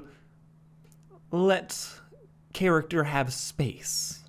As at that point, it's a fucking script doing the thing, not the actual lesson being learned and applied to our actual goddamn life. We can love Charlie, but we can note that despite them actually talking, kind of, about, you know, Vaggie being an angel and how they had a whole fight, doesn't mean they have fixed all their issues. And Charlie's so goddamn flighty. I love her, but she's all over the place and needs to listen to those around her, as she keeps setting herself up and her friends for failure. Those fuckers work for Vox. Katie Killjoy is just gonna do the same thing the V's did. You know I did not strike Velvet with an open fist. She's not listening. Also being incredibly stupid yet again, as yeah, they can't edit you live. But who the fuck watches live TV anymore? It's all about the edits. You're doing great, by the way. Until Nifty and I get back. Wait, I forgot, Vaggie's supposed to be doing Alistair's job off screen. Also, Vaggie's supposed to be picking her own name this season, and that has not been brought up once so far. I hope this isn't like a recurring thing, whereas like Cherry Dust, they'll bring up a character, lead them to a song, and it feels like the plot point just drops off the face of the earth. Like, if this is not referenced until the final episode, I'm just gonna be rolling the fuck out of my eyes. God, come on, you gotta work that in a little bit better to the story if you're gonna say it's a thing. Oh yeah, she's stupid. I love seeing Alistair suffer, as he's so... Also, I just like seeing him in pain. He's that type of character who's like, oh my god, I'm so badass, I'm so cool. And then just see him just get bitch slapped. It's very cathartic to me. As so little about him was like, he was probably my favorite part of the original pilots. And I feel like we've consistently like not seen him, it's not even though it's like he doesn't live up to his potential, but he's very much coasting off of aura. He doesn't have anything really that's like really set apart. Oh yeah, he is that fucking demon yet. He's just been like, okay, he's here, he has a rep, has not lived up to it in a meaningful on-screen way. Also, people have been thirsting so badly over him. And the fact that he's smoking now with a chest scar. Can we give these fans a little bit less, please? I'm begging you. This man, he doesn't need any more Sims. Please. He doesn't need it. What he needs is to get a W. Yeah, Val's sending threatening messages again. This riveting conversation I was having with... How about around here, Mr. Useless? What has he done? Name a single thing Lucifer has done this season right now besides taking Charlie away horribly by the reporters. This man cannot say shit off of one weak pep talk. I don't care how cute the scene is. I don't care how great their banter is. The Lucifer is a good dad propaganda needs to end.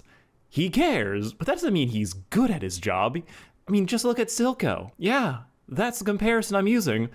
Because somehow, Silco was more involved with his daughter's life than fucking Lucifer. Of the hotel. Huh, I thought Yes, that was, duck season, deer season, we get it. I quit. That's it, Bambi. Walk away. Okay, he is just fully crashing out on everyone. I think he actually made a deal with Charlie, though. Though he did say that he can actually leave whenever he wants. So it's actually not binding in that sense. The interview with Hell's not-so-favorite Nepo baby, Charlie Morningstar. Right? I mean, all I gotta do is talk from the heart for the people. Set the record straight. How did that work out for you last time? Also, why Nifty? Bring Baxter, someone with like some tech experience. He can probably do anything, like mess with any, like, so there isn't any editing here. But Nifty is like, she's terrified on camera. You're setting this girl up to fail, and you're setting yourself up to fail just as hard. Yeah, we really should just send that. Honestly, if they sent Vaggie to have this interview, she would do probably a lot better. Princess didn't learn your lesson yesterday. Ooh, that's a good look. Yesterday, I'm here to set the record straight with my own words that you can't fuck with. On Vox's network. There has to be another news channel. Like, you would think there'd be a version of live streaming she could just use to do this. Because we all know queers can't get married. What? Well, Arty har har, homophobia. Come on. And he lied about everything Oh, that lied. I'm gonna say this one more time. Yes, Vox lied. But Charlie, what's your proof? You're on his network, talking to his employees. Where is your proof? I know optimism has gone you very far, but you're gonna screw yourself. You're about to screw your entire hotel. Fancy words now. He bent the truth. I wish he'd banned me. Listen to Vaggie. Oh, look, Alistair's wearing a different outfit. I just quit. You what? Pumpkin, I'm afraid that isn't up to you. Thought our little deal meant that I was the strongest sinner in all of hell. You're still as cute and stubborn as the day we met. This is the thing, Rosie is 100% right. There's some like Pokemon rule shit going on here where angel power does trump all of hell. So yes, it is very foolish of Alistair to say, oh my god, I lost to Adam. Though Adam doesn't feel like he should be able to fight in the slightest. But that's how great angel power is. It lets a scrub like him defeat someone who is actually trained at fighting. But he's supposed to win that. Hence why Alistair tries to say, oh, I'm not the strongest. You betray. He's like, no. You're kind of supposed to lose that fight. Also, yes, Rosie's the one who owns Alistair's soul. The leaks spoiled that for me. Now, personally, I was on that track of like, oh, wouldn't it be so cool if like Eve was the one who controlled Alistair? I was like, yeah, that'd be dope. It being Rosie?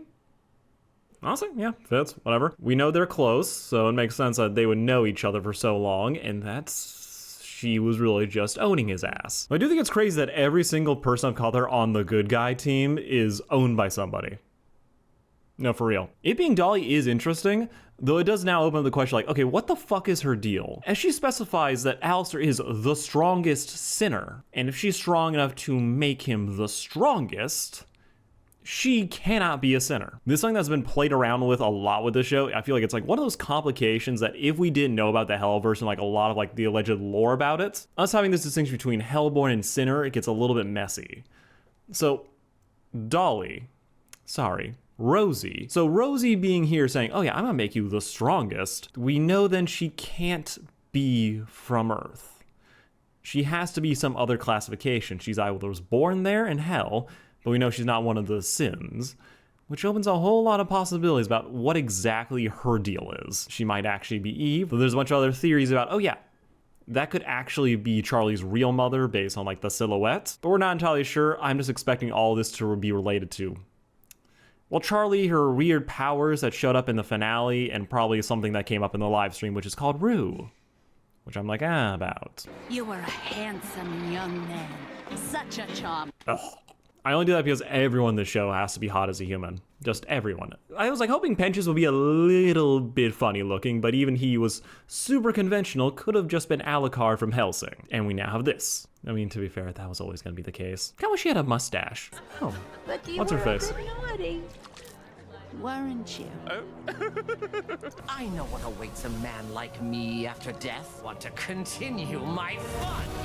Wow. That's a new one. You know, it's very funny for all of Alistair's attempts to downplay, like, oh, Vox, you suck so much. You care so much about these other people. Like, you have it, like, use teammates. It's very hypocritical that he's had someone backing him this entire time. But I do like the similarity where they are both chasing something. Vox really wants respect. He wants fame. He does want power, but he wants to be acknowledged and known for it more than anything else. Well, Alistair is very much like, okay, just give me the power. I do want the respect, but I want to just be able to do anything I want. They're chasing very similar things, but Vox is just like, ugh, he's too narcissistic. He has to be seen doing everything. Well, Alistair's just okay fucking killing people and having everyone fear his name. It's a deal. We got a rose for The Rosie. next day, you died in the most hilarious way Oh. possible. Just perfect. That's it. That's how he fucking died? Honestly, that's perfect. He does kind of deserve to go out like a bitch. But I do love how all the sinners will kind of reflect how they die. I like how we got some explanations for some of the character designs, why they look that way when they're in hell. Like Angel Dust's apparently web of crime, so spider. But Alistair just going out like that, like being mistaken for a deer, so now he's trapped looking like one for the rest of eternity. That's pretty good. I bet he hates that shit. Yeah. Oh, hilarious. You forget. Ears on your... You're so... I do wonder why she had him do that. As we've seen basically no reason yet for why she needs, like, Alistair to hide and lower his profile. Well, we don't know what he was doing the whole time. Just chilling? Fine.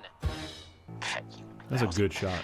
I'll show her. Oh, she'll see. Basically, what you're trying to tell us is that an angel told you your silly little snake friend was alive. Kill as many of us as possible. Wait, did you say that the exterminations only have been happening for 70 years? So, like, that's roughly the time Lilith disappeared, too, right? Okay, that's very curious. I thought that was going on for, like, centuries at this point. Yeah, we're gonna have to see how that plays out in, like, the whole lore and story. And you just expect us to believe all that. Yes! See, he made it look that way. Oh yeah, she did put Angel Dust and Husk in danger. Yeah, she's fucked. Not like I meant it, you know? Please stop quoting everything I'm saying. You know, there was a critique that people like to level against season 1, that Charlie was basically in self-insert for Vivzy Pop, and like, oh, it was all about her trying to pitch, like, her own show, aka how Charlie was trying to pitch her hotel. I kind of didn't like that, as it felt way too personal, and I was like, there's enough to critique there without having to go that far. This shit, though. Okay, this is like, it's modern hate-dom, it's misinformation, it is every fucking thing that has ever happened on Twitter. But this is kind of like, oh, no. Yeah, I definitely fucking see it. The writers write what they know, and who knows hate-dom misinformation better than Vivzy Pop at this point. So her trying to, like, put this into the work? Yeah, no, that tracks. He's distracting me! What? Don't compare me to Hitler! 1 second.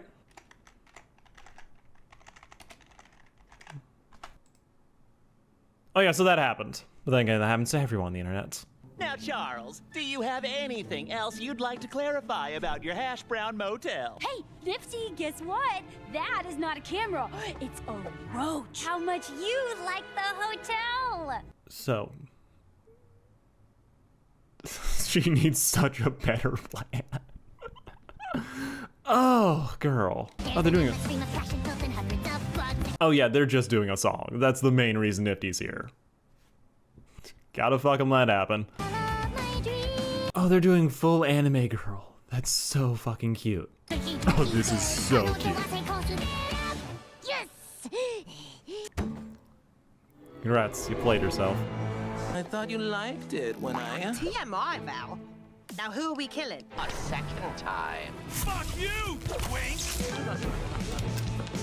Oh, so we're just doing full-on battle mode. Ooh, this looks really fucking good. Ooh, she does not. But despite that, he's still technically, apparently, the strongest sinner. You'd think Val would have something cooler than just a gun. It's gonna take a lot more to fix that hairdo. Never mind, Velvet's clearly got all the cool powers. So many great shots in this action scene. Ooh. Okay, that's really cool. Oh, she's gonna stab the fuck out of that moth. Yes. You know, I never fully clocked that Husk had a full magician's theme, but given how much he works with playing cards, no, that's really cool and a really cool, like, okay, that's how his powers specifically work. Meanwhile, Nifty is just stabbing people, and I love that. Please, not Nifty. Though she is like easily killable character, no real emotional ties, no real arc. So if I need someone like to kill for emotional shock value, it would be her. I already got Penchas. Wait! Call off your goons! I have... No. He's not about to give himself up for them. So much for Mr. No More Altruist Alistair. I'll join your propaganda parade and be your little prisoner. Bitchy conditions. Oh, he planned this shit. This is what he actually wants to do. Let these irrelevant little nobodies run along home. You're not to lay your hands on Charlie Morningstar. Oh, that's what he's fucking doing. Okay, I have a pretty solid idea what the game plan is. Alistair's trying to get out of his deal and he's gonna fucking use Vox to do it. So basically, this is my theory that I'm just gonna go with right here. Alistair wants to be free of Rosie, so he has to break their deal. He cannot do shit against her. She controls him. He is her puppet. Which means that to break the terms of the contract, he has to get her to fail to live up to her side of the bargain. Meaning he has to not be the strongest sinner in hell, and he's probably gunning to get either Vox or Charlie in that situation. Oh, no, he's not. Charlie's not a real sinner, so... No, he's trying to do this with Vox. Like, think about it. If Vox suddenly, like, gets Alistair, is something like everyone loves him, he's something like the most famous, most feared sinner of them all, suddenly he'll be the most powerful, and maybe that'll be enough to break the deal with Rosie. Yes, he'll still be Vox's prisoner, but given how much Charlie and Vox have been beefing, I can't imagine it won't happen where Vox is just like, oh, a stray hand. Something will happen, it'll mess with her, and then he'll be free, allowing him to do whatever the fuck he wants, as he'll no longer be bound by any of those deals. And Vox is way too hungry for attention and Alistair to be at his mercy to not take this thing. Did it! Holy fuck! Everyone out! Look what I have! What the actual fuck is happening? No, for real. What the fuck is happening? What the fuck was Charlie doing or gonna do the rest of this episode? I thought you were doing something with her about, like, facing the media. Oh shit, this is gonna be just Cherry Bomb in her song all over again. We got to the song and now she's gonna fuck off.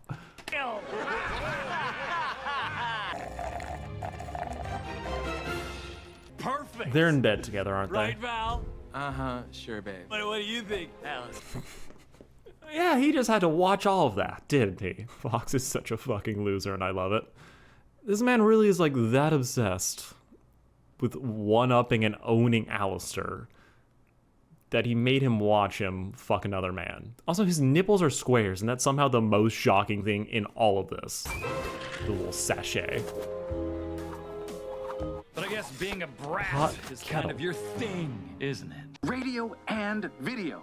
Me and you, we could rule hell together. They're playing Vox so sincere, but I also feel like he probably would have immediately stabbed Alistair in the back if given the chance. Oh, you're serious? Oh, come now, Vox. Oh yeah, Alistair is definitely being the a-hole in this situation. You need me to join your team. But asking for assistance? He really should be saying Rosie's level. Like, let's be honest.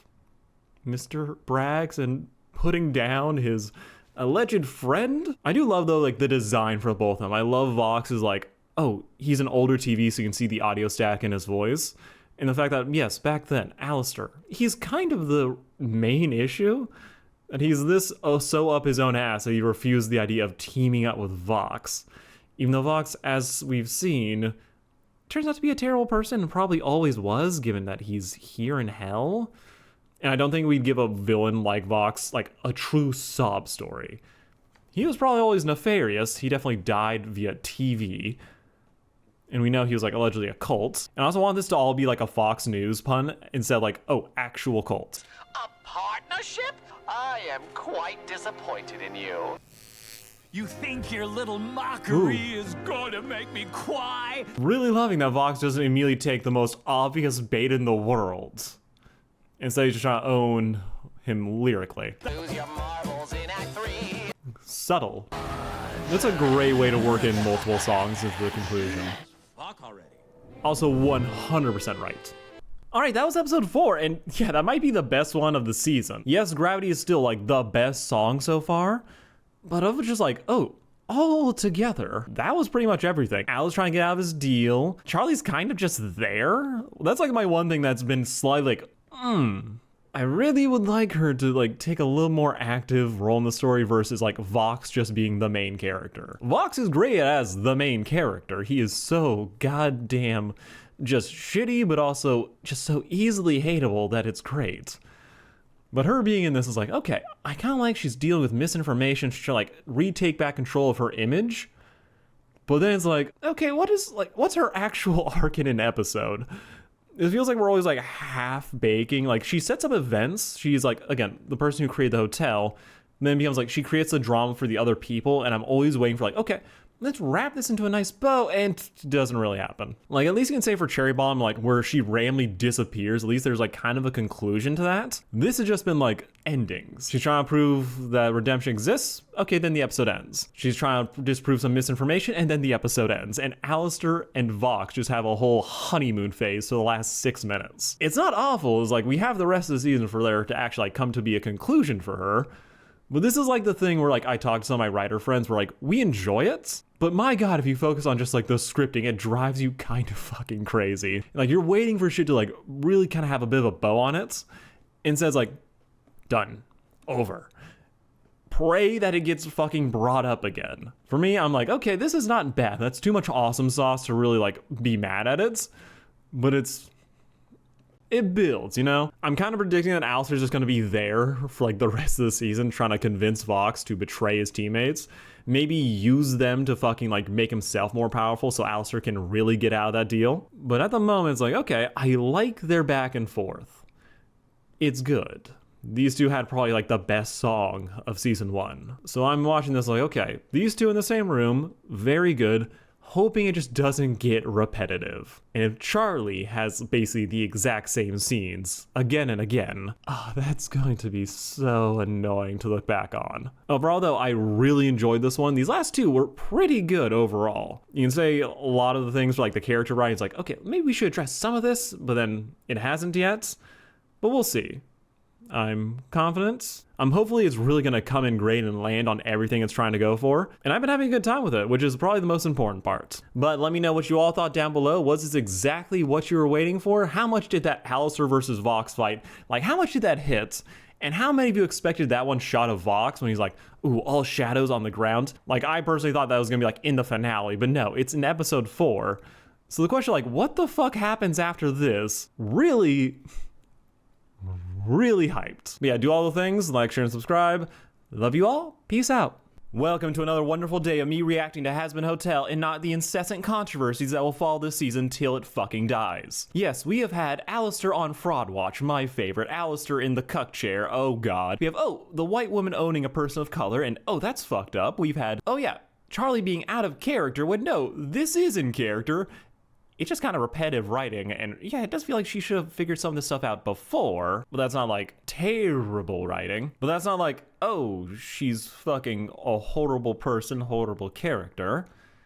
It just feels like some weirdness. Like how she won't listen to her fucking girlfriend and I've been sober this entire time because of it. A lot has happened, not as much as I would have hoped, as I'm still very much waiting for Loot to fucking show up and kill everyone, or at least try to get this war started that clearly Vox wants to manipulate and create. Dude is on top of the world after beating his, we'll just say ex, as that's the simplest way to describe it. And he is riding a high that I'm sure will take him straight to his fall. I need this. I want this. Mainly because Vox has kind of become like my favorite character, and he kind of feels like the main character of this show at this point. So let's get into it and just get more of him, as that's pretty much what we're most guaranteed to see. Chiseled arms of sex icon Vox. Oh, he is still gassing himself up over this. I mean, deservedly so, as he beat his greatest rival, but I'm still sitting here like, damn. It is hilarious that we have not seen him beat a single, like, distinguished foe. Like, go back to season 1, we've heard so much shit about, oh, Alistair's so strong, he's so powerful. Then you look at his win-loss ratio, and it's literally everything is an L, except for Goons and Pentious. Some of those fights, like, yeah, he should lose against Adam, because angel powers, but it's crazy for how much rep, how much mystique Alistair's managed to cultivate all this time, that we don't have any on-screen things of him actually being as strong as he claims, as most of it is just him threatening a husk. It's crazy, but he probably does deserve to be on Fraud Watch. And you can trust us with your gossip. Holy shit, is this true? Ever seen power shift this fast? This is something that I've always wanted to say about this show. Again, ties back into Alistair. So hyped, so cool. I do believe he's supposed to be one of the strongest dudes in hell. Them saying, oh, I've never seen a power shift this fast. I'm like, what has he done recently that we know of? As far as we're knowledgeable, he has basically just spent all of his time hanging out the hotel. So anytime like people talk about a power shift, they talk about this like in the season 1 finale with the V song, like, oh, there's a power vacuum, and apparently the thing we're supposed to take from that is, oh, not the angels being defeated, not Lucifer coming back to not be a shut-in. Oh, it's Alistair lost, despite him losing to a guy that he kind of is supposed to lose to, and them saying, oh, there's a power. I'm like, what has he done? Where is his minions? Besides Mimsy and Huss, we never see him like have territory. You don't see him have deals. He's basically spent this entire show coasting off of his rep, and I'm just waiting for that to be stated outright. That yeah, he was something, but recently he hasn't done jack shit. And I need this to be noted. As come on, we can't keep letting him get away with this just because he looks cool. So I've had a stroke of luck, it's true. We saw those moves and they were all in Val, and unfortunately Alistair had to watch all of it. Force our crew. Oh my god. Velvet has just consistently the best outfits in this series. We don't see anyone else get this many, and she is slaying all of hers. I know a tranquil realm, mi querida Carmita. I love how he got Val just acknowledging, yeah, this is a very stupid, borderline racist decision. But he went for it. He really fucking went for it. And she's probably about to slap the shit out of him. Are you serious? Thank you. Okay. Cha-cha-cha. Oh, this is so I love Vox so much. He's so goddamn entertaining. And sadly better at coalition building than Charlie.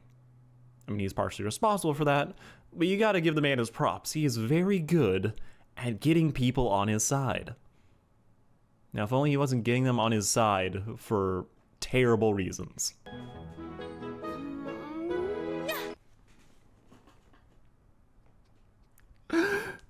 Charlie.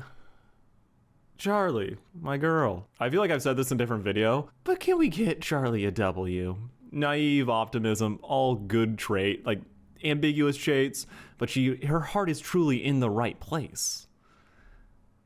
But she has done so little. She has no W's. She's doing worse than Alistair. Can we have her be slightly competent about getting and like achieving her goals, instead of using her as a prop to set up songs and other people's character moments? Which can work in some cases, like, oh, she is not the person solving all the issues, she's the one setting up other people to solve their own, which could be good, very good. We gotta make the girl look good and know what she's doing some of the time. Like, that's it. Can we get this girl a W? So that's clearly not gonna happen anytime soon. Emily's, attention! There's a giant banner. Really didn't give you a way to contact her, huh? Again, I'm never gonna stop harping on about this as it's so fucking funny to just say. The calls go through. You can make a call from hell, it will get to heaven. So all Emily needed to do was just shout her number to Charlie and they could have a means of communication. Like, come on. Come on.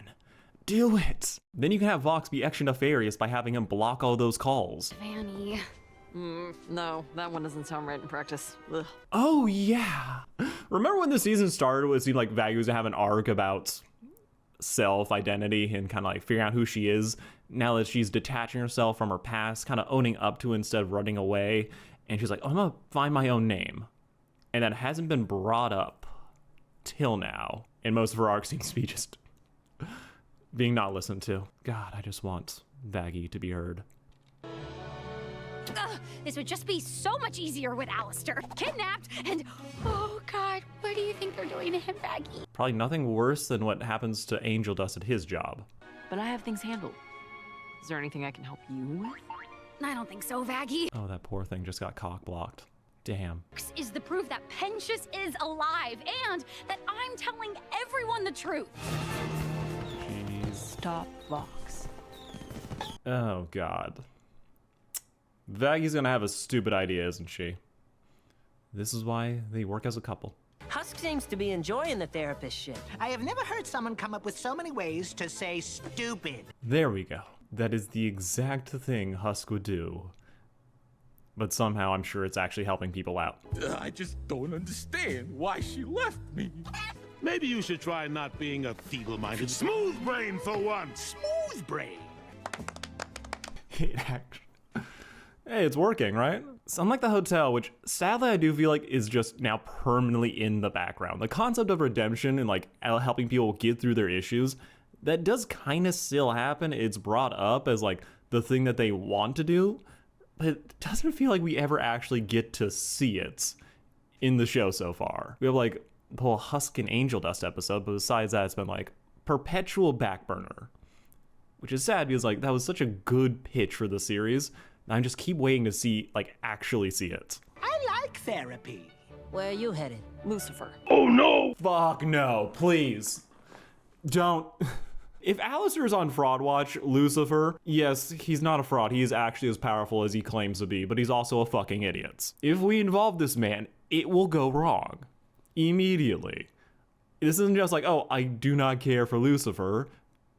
It's just a fact. Give me the tea later. You know, I want to think that Angel Dust right there thought Vaggie was going to ask Lucifer about her asking Charlie to marry her. That would have been cute as shit. And now I really want that scene. Wow, you really wasted no time, huh, sir? Oh. He does nothing but waste time at his job. In the show, he is fun, but very much a flighty idiot.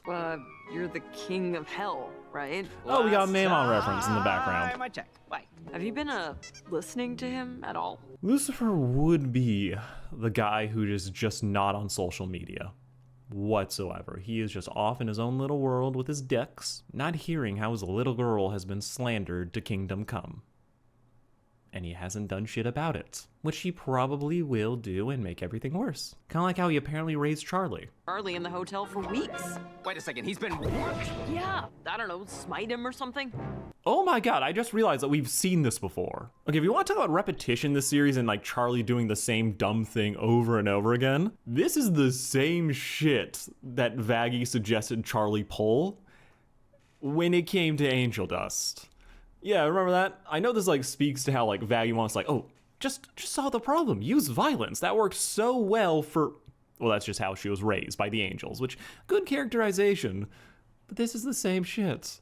She's saying, oh, why don't we just smite our problems, get rid of them? But she's involving Lucifer, who apparently is laughing this off for some reason. Oh, Anastasia, I'll let you in on a little secret. I cannot smite him.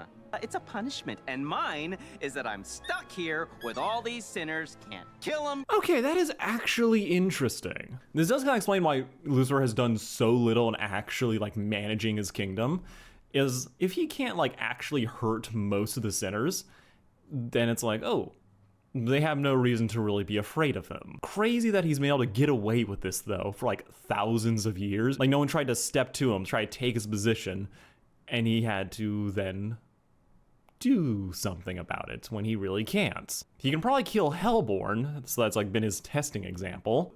But I do feel like for Hazbin Hotel, it almost does play better if you just don't think about Hell of a Boss and all the extra lore. As I've seen people talk, like, oh my god, Charlie's like the daughter of the sin of pride. I was like, I don't think they've ever once mentioned in this show that that's like his official position. He's known as the king of hell, but he's never known as like, oh, the sin of pride. That's never brought up.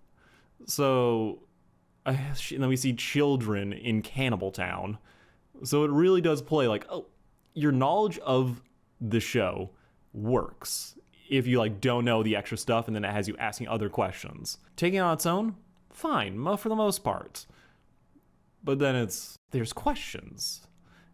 And it kind of complicates things like, oh wait, how's all, it's like, I don't think we really need it.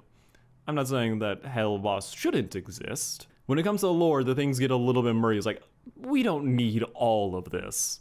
What if you go intimidate him? Bluff a little. To most of hell, you're a pretty big deal. Well, I'd ask Alistair, but, you know, he's unavailable, so... No, hold on. I'd want this to be put on a fucking wall. Somewhere.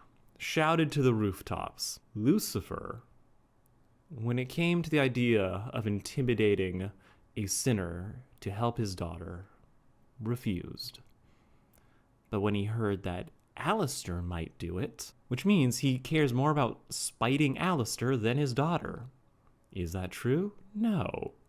Is that how it's being presented? Fuck, I just think it's really funny to say. Charlie, but... What good would talking to her do? So much, you gigantic, beautifully singing idiot.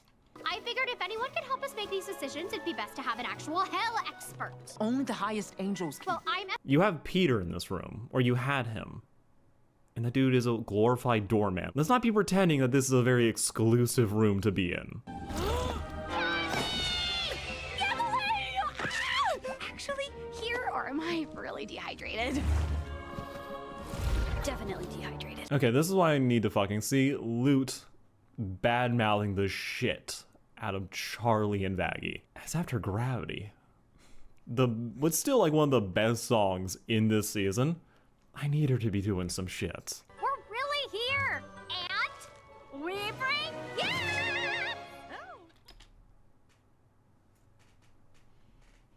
Oh, Vox is gonna eat these fuckers alive. Holy shit. He doesn't have to do any other lies. He can just play these gift baskets on repeat and just have all of hell on his side. Just such an easy slam dunk for him. God, so good, like, that all of his enemies think like children. Are these taffies? Oh, that was my contribution. I'm sorry we can't bring him. At some point, Charlie and Abel have to recognize that they have almost the exact same hair and styled it the same way. Tell Hell that Peaches is in heaven and that Fox is full of shit. Show them all that he's a liar and that we're sorry. Yes, gonna need more gift baskets. You need fucking proof. Go back to heaven, take a fuck ton of photos, give some communication device, or else you're gonna get eaten the fuck up. Like, my god, my girls, literally just the girls in this situation. Abel doesn't have a single thought in his head. He's just there. We gotta be smarter about this. Charlie, you keep getting eaten up by how you don't have any proof. Having the angel show up, yeah, that's kind of proof. But you need to prove the hotel can work thing, so that every other thing you say then has more weight behind it. What really are you contributing besides noise? I know what he's doing. I just kind of wish he was less transparent about it.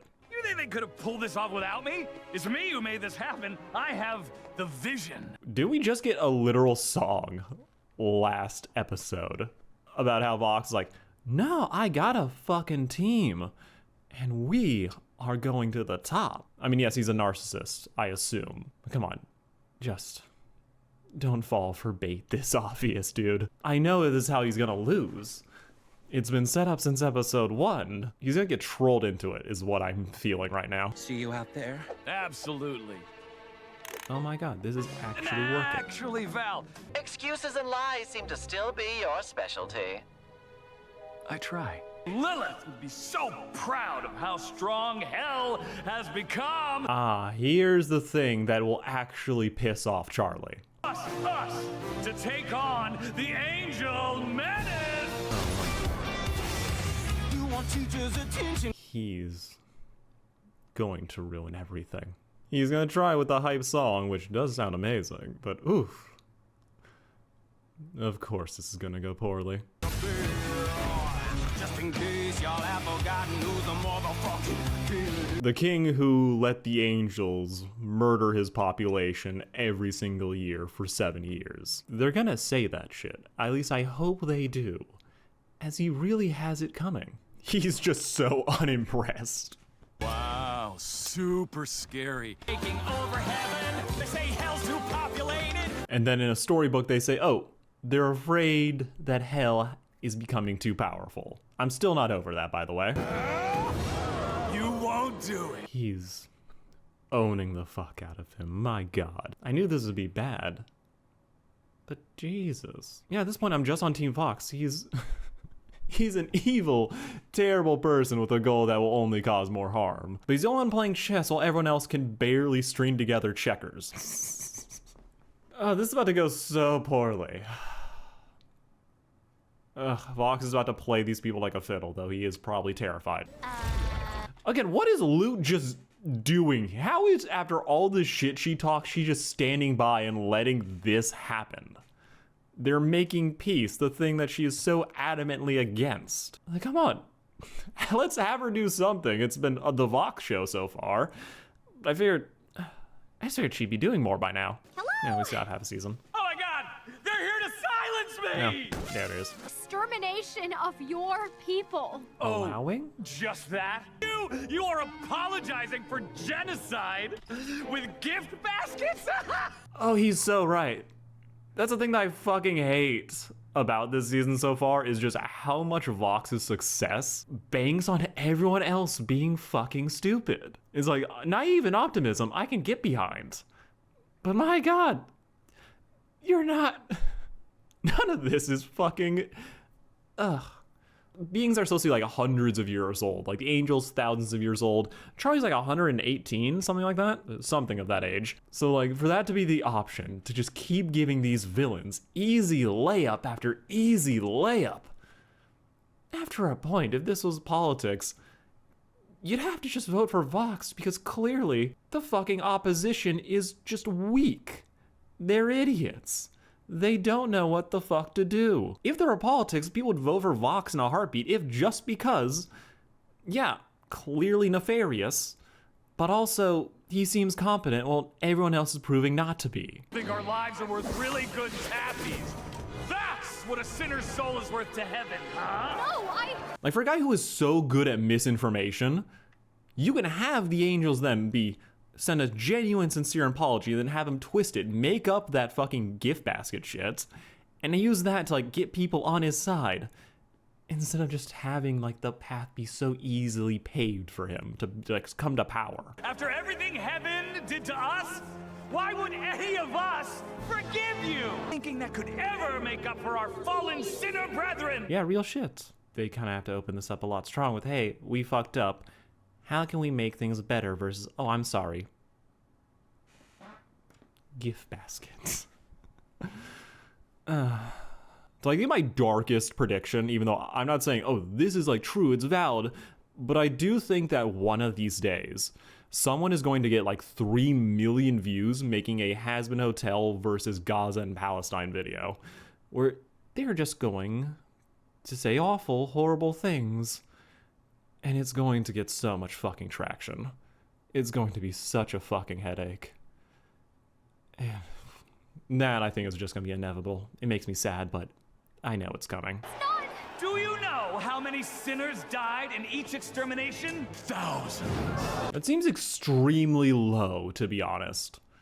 Like, I know it's allegedly only been going on 7 years, but if every person from the fucking world dies and like half of them go to hell, and they said, oh, 16% of the population was culled in 1 year alone. I mean, 16% of like every person who has ever lived.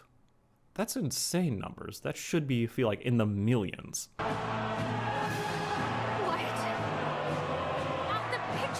No, please stop showing people what happened. Oh, she's so right. Please, please stop showing what happened. Oh boy, like she's right. They should be fighting for peace. But my God. They're making this so easy for this fucking despot to come to power. Lucifer threatens us. Now this. Dad? Do not see me. You know, they really could have just cut Lucifer out of this episode and have Vox do his shit. I'm enjoying the song, but narratively, I'm not sure that it needed to be here. Besides, I like the tidbit about how he can't control or fight sinners. That is interesting. It'll probably play into something later. But everything else is like, it's like the fucking interview last episode. It's only there so we can get to a song, which I like. But plot-wise, I feel like we'd always tighten this shit up. You know, it'd actually be super interesting if Lou was the one who told Vox that Lucifer can't hurt people. Like, that would actually be a great way to explain how he knows that shit. As at the moment, we don't know how he figured that out. Oh gosh. Jeez, this isn't going how we wanted at all. Oh no, not the consequences of their actions. For all the genocide, people are mad. She's about to make everything so much worse, though. Sinners like you are the reason I allowed for the extermination in the first place.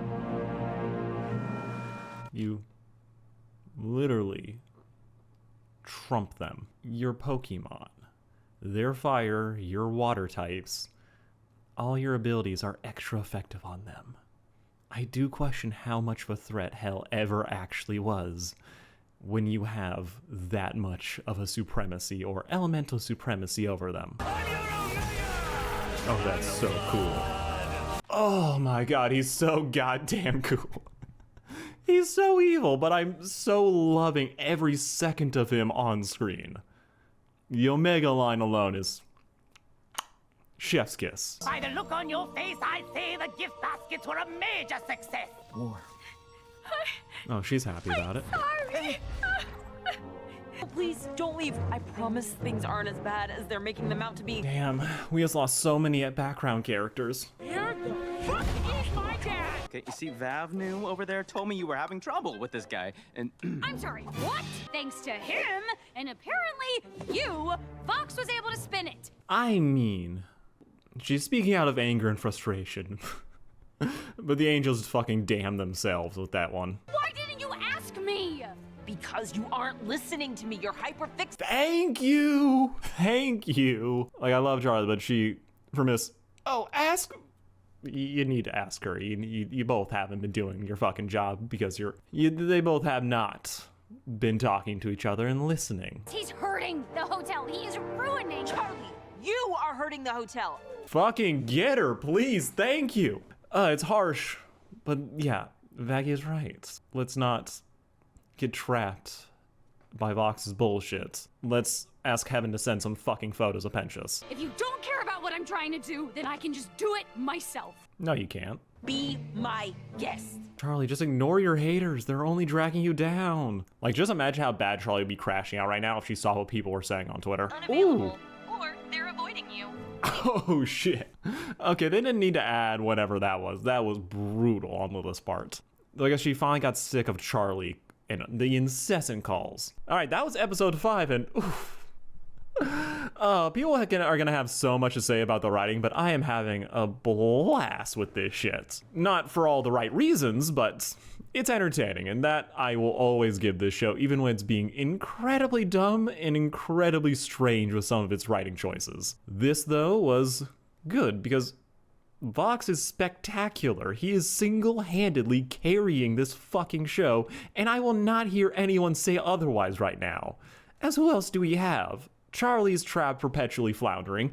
Vaggie is just perpetually off-screen and probably debating a name and doing Alice's job. Al is just well, he's really just going to be repeating, probably till he gets free, that, oh, Vox, you better start ignoring all your friends. You better start doing things on your own to show me or something, which Vox is going to be too much, like, he's just too obsessed with Alistair to not give in to all those taunts. It's going to be sad to see, as he's doing it so well right now. He is being so fucking good at his job. Well, everyone else is being so fucking bad at theirs, which might be my true biggest issue when I get to the end of this series. The stupidity has to stop at some point from one character that is actually supposed to be the good guy. That is just my current thoughts. I'm hoping that we get some genuine, like, oh, that was actually clutch. That was a smart move. Instead of just consist like, oh, power of friendship 100% saves the day. I think it'd be very thematically fitting if it does end up helping everyone in the end. But for it to be the thing that saves them, that would be like, damn. We're trying to get into like some complex topics and we're getting the most simplistic answer to all of them. Which is a shame. But the show is still fun to watch and the songs are all bangers, so I can't really complain too much. But that's gonna be it for me. Let me know what y'all thought of the episode. I am going to have so much fucking fun writing like a long review at the end of all this. Well, I'm gonna add the asterisk like, oh, I enjoy watching it. The weird fumbles and contrivances I feel they could easily avoid. Oh, it's gonna be so delicious for my nitpicky ass. But for a moment, it's great. Minus the lack of listening and the fact that I feel like Lute isn't gonna do jack shit this season. It's like, oh no, she's actually the villain of season 3 despite being set up to be like a co-main antagonist in this one and getting such an amazing fucking villain song only to do nothing. Like, I don't want that to be the case. The fact that she basically showed up in this one just being pissed off, that feels very telling that we're not actually going to be seeing that much of her. Which, that is going to piss me off, like, actually. But we'll see. Love you all, peace out, like, share, and subscribe. Look, y'all, I'm Team Vox now. These heroes are too incompetent to be rooting for. Despite, you know, him being a fascist, tricking everyone to siding with him, starting a war just for his own ego, the fact that he's dating Val, and whatever else fucked up bullshit he's done. Oh, worst part of all, having a crush on Alistair. No, fuck that shit.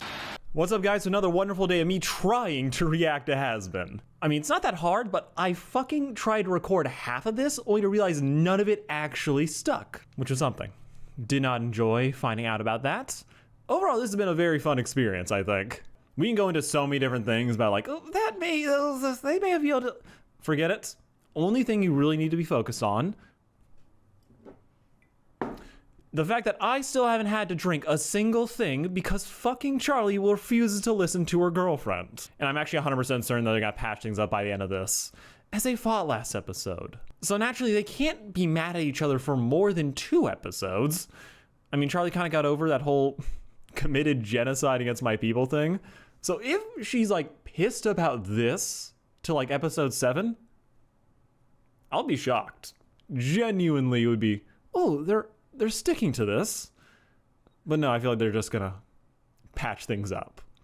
And I'm finally able to take a shot of that shit, which I've been keeping for a while, and it's really good rum. I know just about everything that happens up to the 14-minute mark, so we're just gonna go through everything that I've already seen before and catch you all up to speed. Just over 7 years ago, Lilith had a dream. To attack heaven in an effort to liberate us. Yeah, she didn't believe any of that shit. I don't know her, besides the fact that she took a deal with Adam to stay in heaven, so maybe she's a class traitor, or she just really was sick of hell and decided to chill in heaven for a bit. But I doubt she was advocating for full-on armed revolution. I do think she's gonna be revealed though, because I just would like this for Charlie, for her to find out that her mother wasn't everything she's built up into her head. As I love that. So when you realize like, oh, a character's flawed, but their message is good, and realizing, yeah, we need to keep the message instead of just throwing out the person wholesale. Charlie is extremely good, the best of best girls. So her having to realize, oh yeah, maybe my mom did some fucked up shit, but there is some things that like about her and her legacy that are worth keeping around. Yes, I am advocating for the rose quartz approach, because that would be fucking amazing for this show, I think, to actually tackle. Also, we need to discuss how absolutely this show has been banking so many mysteries on this whole 7 years thing. Alistair disappeared, Lilith disappeared, the extermination suddenly started, and it's all gonna be tied together in some weird deal thing that we're not entirely sure about. Maybe Lilith gave her okay, maybe she's being held prisoner. But since they didn't take her fucking phone, and Lute was able to somehow, like, say that Lilith should go down there just on her own, that doesn't lead me to believe that, okay, she isn't being held fully hostage here. There might be some choice in the matter. But whatever it is, Vox is going to absolutely run wild with her legacy. I merely wish to finish what she started. A strong woman like yourself can relate, I'm sure. Bro, you showed up to her place in a mariachi outfit. Please save her this grandiose pitch and just get to the threats that gets her on your side. Also, we gotta just talk about the fact that if the exterminations really did begin 7 years ago, these fucking exterminators are exceedingly sloppy. I mean, look at all this shit on Carmilla's walls. 7 years, they left all of that. Like, there's arrows I would understand, but they've just been leaving their spears, their swords, and the like for hellions to find. No, wait, they were created by Adam. That would make a lot of sense. Because he's also a massive fucking slob who leaves his mess everywhere. My associate Velvet here came along today specifically to apologize. That's right. I spoke out of turn. You should cut her some slack. You know, she's still pretty new to the Overlord biz. You know, it was enough that he forced her to play nice, to apologize. Everything after that is, bro, you don't want to be this, like, let them leave the room, then you can say some shit to try smooth that road over. Don't be saying that to her face and being all condescending about it. She is one of the only two people you can trust. Don't be ruining that bridge just to impress a fucking redhead. Thinking you're above this war when really you're the one who started it. And when the first shot fires, whose side do you want to be on? And I'll help you protect them. Okay, here's one of my hottest of hot takes that's slightly related to those fucking kids. I do feel like a lot of like live stream lore is unnecessary to enjoy Hazbin. That you don't need to know about so many of these other things. Like, oh, sinners can't have kids. Oh, there's a thing called Rue. Oh, Angel Dust was in the Mafia. We don't really need to know that to enjoy the series. And I think there are some cases where not knowing it does make the show better. With the easiest case being sinners being unable to have kids. That's something that's been stated. If you don't know that, you would just say, oh, those are her kids, move on. The other options are now you're asking yourself, oh, are they adopted? Or is this like she died and then they came down to hell with her? If you don't know the wiki, it's like, yeah, no questions. But if you do, certain stuff in there, like, well, Papa was like, okay, now there's an extra complication or question people are gonna ask themselves that doesn't fully like add to anything.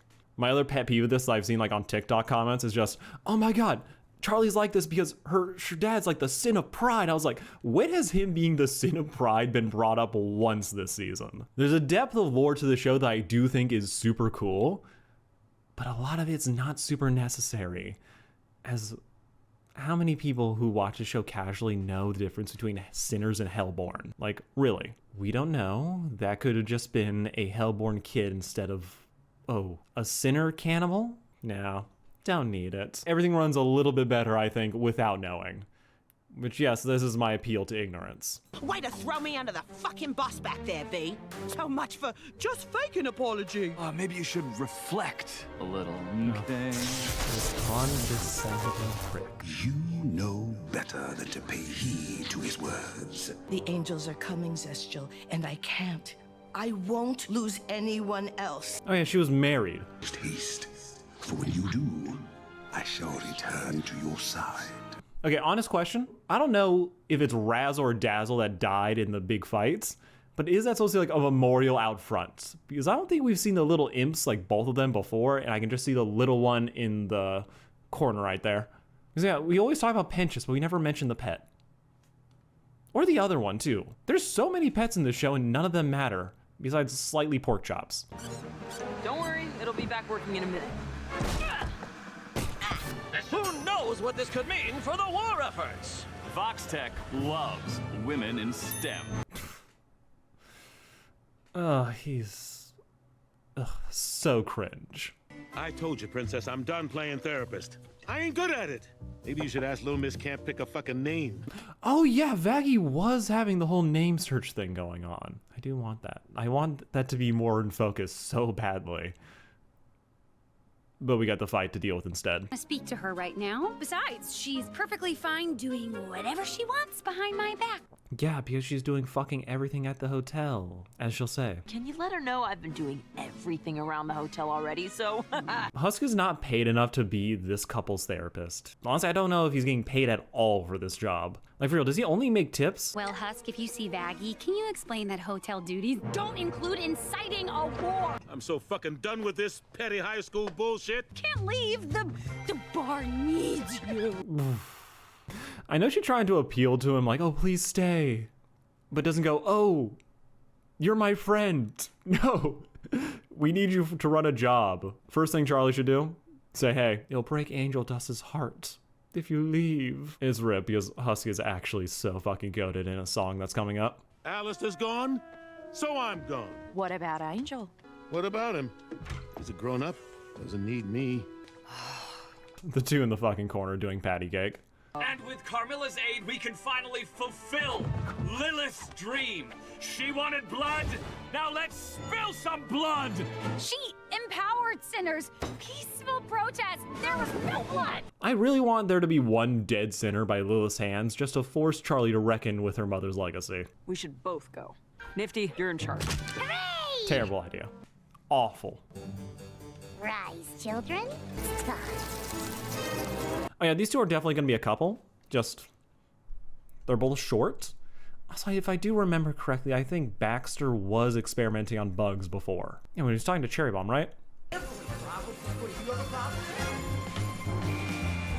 Get ready for the best song in this episode, but not the one that's going to be going fucking viral. To feel sorry for myself. Ooh, I love the loser baby slander.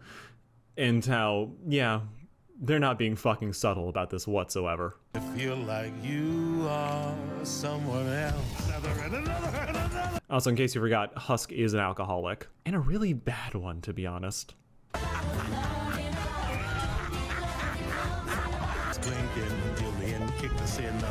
Yeah, kids, remember, gambling is all fun and games till you start losing. Badly. Love in a bottle. Can't have love when it comes in a bottle. Another round.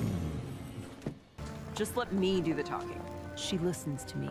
I mean, does she? I feel like last time you guys met, you did most of the listening. No, she really did. My dad listened to you, and look where that got us. Oh, so I don't have time for this lesbian drama. Carmilla, thank you for saying it. Little garbage. Carmilla, this is not what my mom wanted. Why join Vox now? The same reason I supplied you all with the weapon. You started this war when you know firsthand what they are capable of. Ooh. Yeah, I really want to get the fucking Vaggie flashbacks to like what the exterminators actually are. As based on the current lore that Adam created them, then the idea is that Vaggie's 7 years old, guys. She might be 7 years old unless this is like, oh, the exterminators are angels that were brainwashed into becoming like basically new people that he then renamed. No one wants to have that conversation, me especially, but it is now an option. Yeah, the angels are violent sociopaths. Because we should never let ourselves become them. I know what she's saying, that we should not let ourselves become the people that we hate. The people who would oppress us. Because those are the bad people, the bad angels, essentially. But I do find it very funny that her rationale, like, we should never let ourselves become them. When that is kind of the whole plan of the hotel. I know it's pedantic, but that line fucking slayed me in my first recording. But oh. I know what she's trying to say, though. My mother believes that there Lilith is gone. Her beliefs don't matter. Yeah, she's right. No, fully. The leader isn't there, so it's up to them to step up and steer the way and actually determine what Lilith's legacy is gonna be. It's brutal, but that's how the world works. It's not about what the person said, it's how the devotees and those living twist it to suit their agendas. Not wasting my life working behind some bar. Dude. Here's to you, baby. Oh, this is another fucking A+ scene. Again, I was never fully like, oh my god, I need a husk and angel dust. I was like, this could be father-son type relationship. But my god, are they feeding the fuck out of all the people who do want them to end up together. Angel? Yeah, he got hard. If you're living for the rush, for that royal flush, losing. Good luck out there, boys. Yeah, that song's just fantastic. It's fucking amazing. I like the Husk one more. Ooh, the song, the ambiance, angel dust. It's just fucking peak, guys. Wait, does that make me gay? I'm not gay, am I? And right here is exactly where I realized my fucking footage wasn't recording. So everything after this, have not seen. Let's get into it. Fox, I'm already struggling to find a co-star that can keep up with Angel. The next part of my plan is gonna make the princess kill herself. Just metrics? We gotta push the fan favorites to the front to get more screen time. You know, it's crazy for how possessive Val is, that he does not care when Vox drags Alistair to their bed. But when it comes to using angel dust, he suddenly has an issue. Unfortunately, that very much tracks. Maybe we could fuck around. It also tracks that he's too horny and falling for all of Vox's bullshit about how this is all temporary, when really he's, again, listening to Alistair and letting that get to him. Funny how you make time for us when you need something. Seemed more like begging. What the fuck? Did Velvet bring him here? Did he want? Suddenly I have so many questions. I don't beg. I was clearly demanding. And you will call angel dust here tonight. Get off me! You know that freaky eye shit doesn't work on me. This whole thing, it's getting old fast, Fox. Ay, ya no puedo con este. Yeah, it very much is. I'm gonna say, like, I hate it, but I just wish it was just a little bit less transparent. Al is clearly using Vox to, like, pushing him to break up with his friends so it'll be easier to beat later. But still, it's so fucking obvious what he's doing. And after we got a whole song where Alistair said, no, you shut up. I have a team. And we are going to the top. I'm not mad that he's falling for it as, like, the thing we're supposed to take as Alistair is, like, been living rent-free in Vox's head for years. He says all this shit about he wants to become God, but the subtext is always like, oh, I want to show off that guy who was mean to me one time.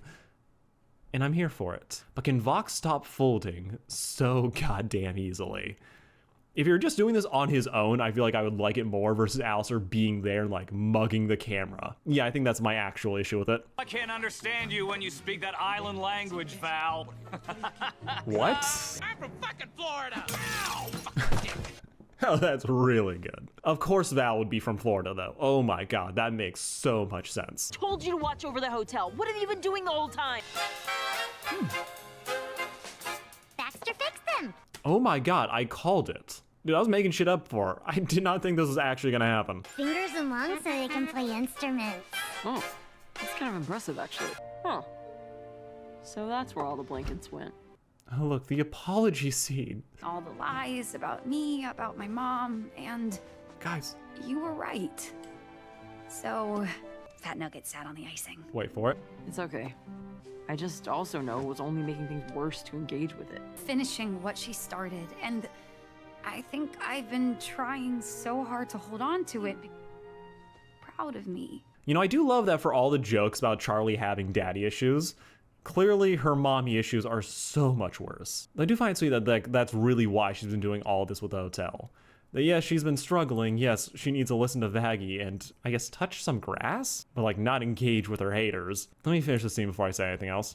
But all I've done is drive everyone away. No, she's not actually driven anyone away. Oh yeah, these abandonment issues are going crazy. Because Alistair absolutely did not leave her, but of course Charlie would blame herself for that. And I'm a hypocrite if I dreams are gonna die. Shut up, you know that I love you. You know, I'm counting this as listening to Vaggie. They're having sex, guys. Fire in line, can do anything. Easy, baby. Okay, I think my one criticism for the songs in this season isn't that like, oh, there's more of them, is that they're each individually shorter, and I want them all to go on for another 30 seconds at least. Also, yeah, that was cute as fuck. I've never been like the biggest Charlie and Vaggie person, mainly because they're not just in like, oh, they're in an established relationship, is that so much of it is like, oh, Charlie's doing a thing, and Vaggie's like trying to get her to do anything. They're cute, they're adorable, but like the fan-in for this show is so much better than the actual scenes we end up getting besides that one. And I feel like that's like me with most of their fucking interactions. They're fine, but then the music hits like, oh yeah, this is great. But then they're gonna go back to being fine again, and I really don't want that for them. I want to be in love with them 24/7. Even it's like, oh, work wives, or just, they don't have to be focused on each other 100%. But it's where I'm waiting for like the thing, the spark, and then it's nothing. It's they're hanging out. Oh, it's Vaggie like could be having her own arc right now about self-identity. Instead, it's she's putting out Charlie's fires or getting her to say, hey, stop listening to your haters or getting trapped in an engagement spiral. That is very relevant, I think. That lesson I think is like really good for people to hear, especially in this modern digital age. But I really don't want that to just be like the entire arc for Charlie. As it's a good lesson, but it feels like the lesson that she should have like an episode, maybe two, and instead it's become like, oh, this is like what she's dealt with for most of the season. If it was like, oh, fully grief for Penchas, like, oh, true obsession with the hotel, but instead it's like, oh, she's falling into very easy bait. And it's like, for how common this is, I wanted to say just a little bit more than, oh, focus on yourself, your craft, your show, the hotel, and then move on. Hey, loser. Fuck. Finally living up to your name. Hook up, my guys. Do it. I guess since Alistair ain't around anymore, you don't really need to, but... Wait, Alistair isn't around. I only say it like that because I could barely tell he was there in season 1. I've accepted that redemption's not really for people like me. What? Lunch was 3 cigarettes. To being us. Wait, the losers have found each other? Speaking of other and jobs, no. I got a film shoot. Also, what was that line about Angel Dust saying that, oh, no redemption for people like me? Damn. That sucks that they're, like, kind of falling that far. I'm kind of waiting for, like, I feel like, no, they really didn't have much in the actual show to really fully hint at that other than, yeah, they haven't just been on screen. Yes. Change of plans. You were brought out for the night. I'll do my best, Daddy. Oh, Fox! What are you... Oh, look, it's the once a season moment where we get serious about Angel Dust being hurt. I mean, I assume the tone just really shifted really quickly, so I can only say that's probably what's happening.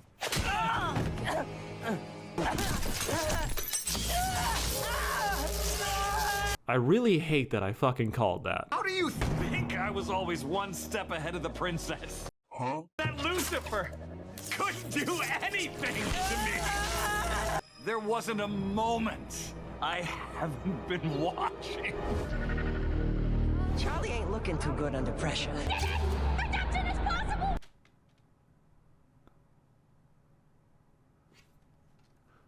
Okay, cool reveal. Immediate first question, like actual thought. Looks like this is a previous event from like season 1. If Angel Dust has been spying on the hotel this entire time, why did they send Penchas? That's gonna be the first thing I guarantee every critic is gonna be asking. As if Vox could brainwash Angel Dust and all he needs to do is like be in the same room. Why did he have to like go to Penchas? Especially if Angel Dust was still going into work. I mean, it makes enough sense. It's just what I first jump to when I see, oh, he's been brainwashed this entire time. And being the secret mole, I'm sure he's gonna start hating himself over. You've been a wonderful spy for me, Angel Dust. I thought about our talk. I don't fucking know. She'd been back by now, though, because clearly nobody's fed fat fucking nuggets. Something ain't right. Huh? Oh! Charlie! My lovely daughter who I love and miss. Oh my god, he has a duck of Charlie on his side. Oh, this fucking grown-ass fail boy. Poppin'. Dad, I need to talk to you.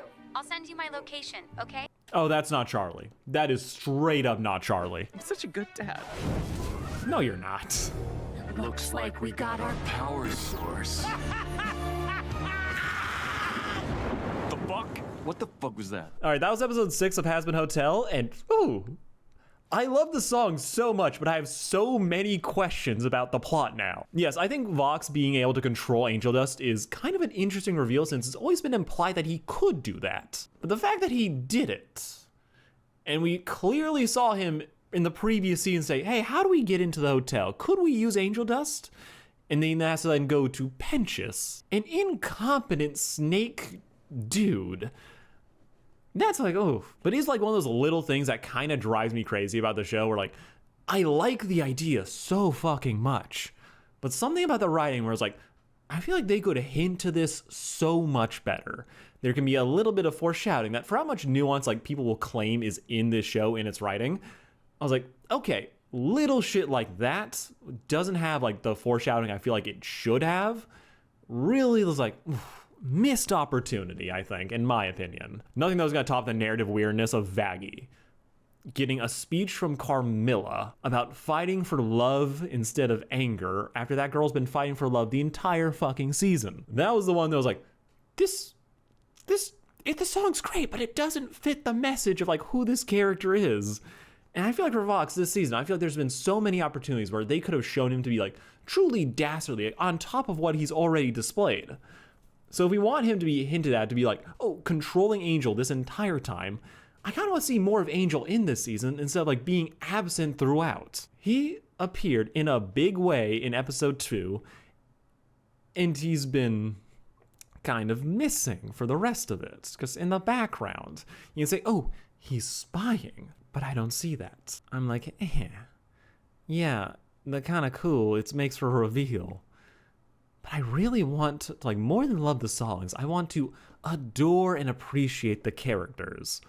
And I feel like for this show that I've always had this minor, okay, it's not minor, but I think with Hazbin, it's like, oh, the songs are amazing, but I really want to, like, really live in these character moments. I want to see them grow and progress.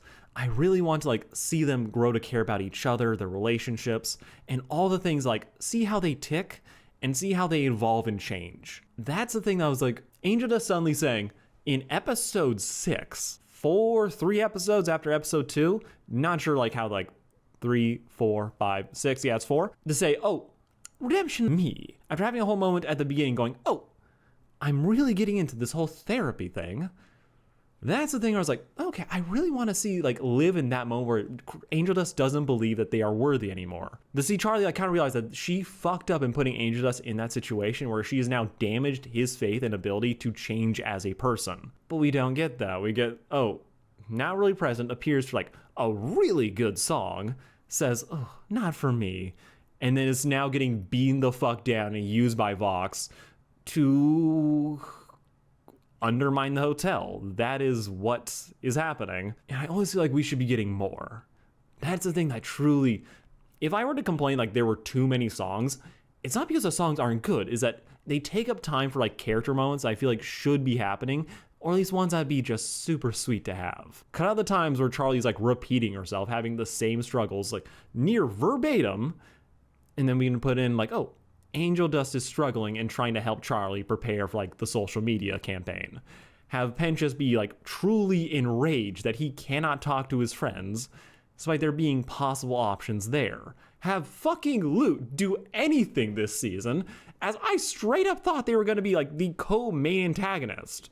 Yeah, they weren't on the branding, but the second episode, which is like really the ending of the first since they came out in a batch, ends with her having the best song in the season still, and then she has kind of done nothing. Maybe they're waiting for season 3 to really have her do something, but this is like that fucking Lilith shit of, oh, they're gonna have her be like the thing that we're going to be dealing with, only for that to not happen. And it doesn't feel like they're like holding off on her. It's like, no, we said that because we didn't think we were going to get another season. So, well, we got it. Back burner. It's not bad, but it is like disappointing. Good in parts, maddening in execution for someone like me. I'm sure for the target audience, which at this point, in seeing just all the people who are talking about it seems to be children, I think this goes hard for them. And for me, the grown-ass man who watches it. Though I do have my complaints, but then again, I'm just a nitpicky bitch who might be vaguely drunk. Let that be said, that I drank way too much of that shit. All right, this has been Sarcastic Horse. Thank you. Like, share, and subscribe. All that other stuff. I really want this channel to like become viable. I definitely feel like I've been chasing a rat race on my main, so I want to get this secondary off. So then I can put like a little bit more time, a little more effort on the main while just having a lot more fun over here where I can drink. Maybe I should do every review drunk. I feel like that's terrible, but I get way more chatty, though my voice just I know I mumble a lot. That is something that I have always struggled with. In fact, it makes it crazy that my job is like involves fucking talking. But it makes my mumbling worse, I do know that. So thank you all for bearing with myself. Truly, I do feel blessed to have you all. Thank you. Let me know what you all thought.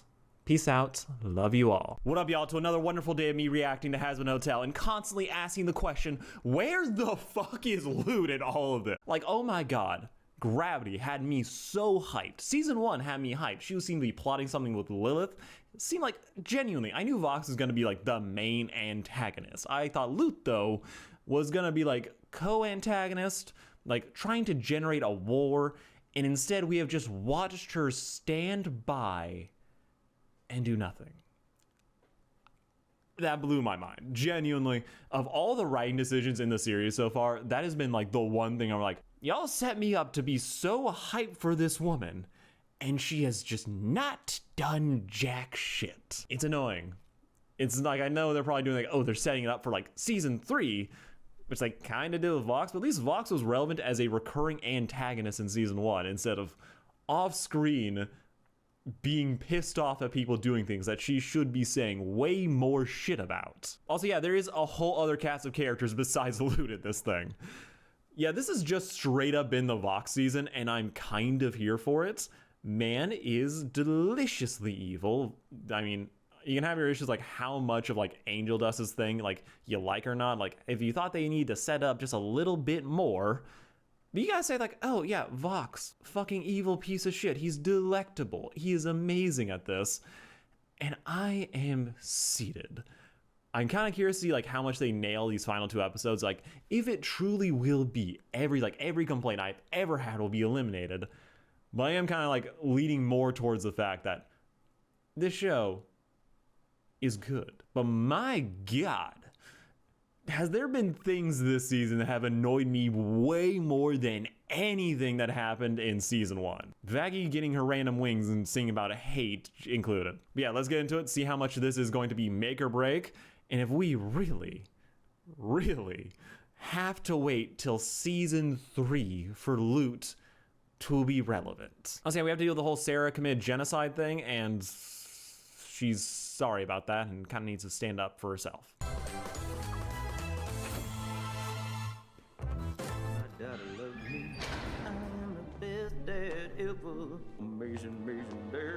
Oh yeah, Lucifer's dumb. Oh yeah, Lucifer is getting scam called by Vox.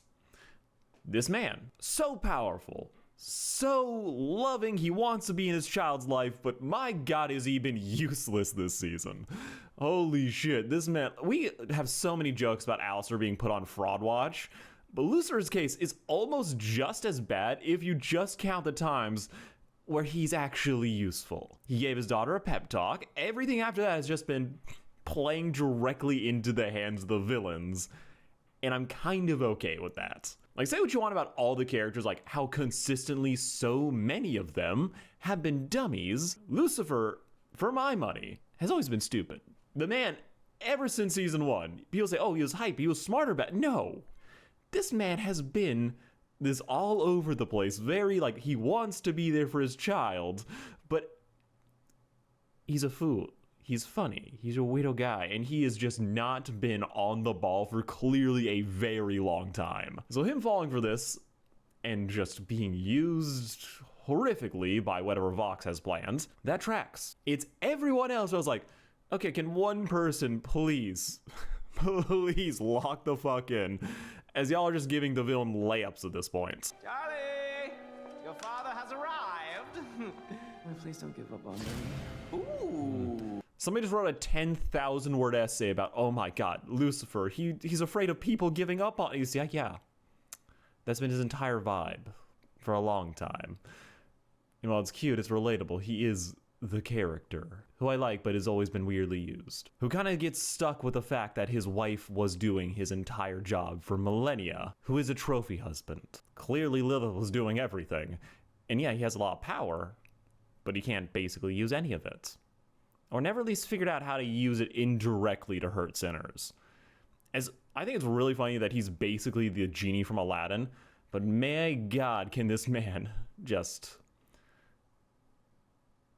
He doesn't experiment.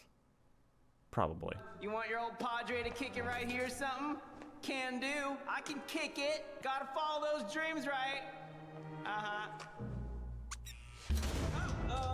He's a dummy. All that can be said. Yeah. You got me, Charlie. Sorry, Dad. This isn't a prank. It's a takeover.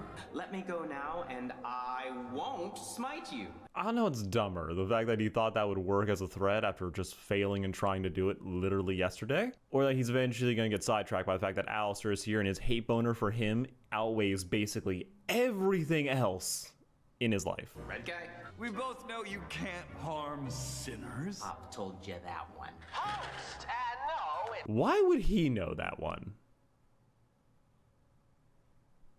No, for real, why would Alistair know all of that? Like, it's probably safe to assume that Rosie told Alistair, but Lucifer assuming that all this has to come from Al is honestly kind of funny, in that he just thinks so little of Vox that he has to assume his new rival is the one ruining his life, or at least giving out his secrets. But yeah, Rosie has to be the one that told him, right? Seems he figured it out because you're sloppy with your secrets. Here, I will show you sloppy. Hey, could you both shut up, please? This is my moment. Really, this man cannot have anything not be about himself, but I think it's way funnier to think that he just cannot have Alistair focus on another man for 3 seconds. I own the radio, demon. I own hell. Yeah, okay, whatever gets you off, guy. You like it?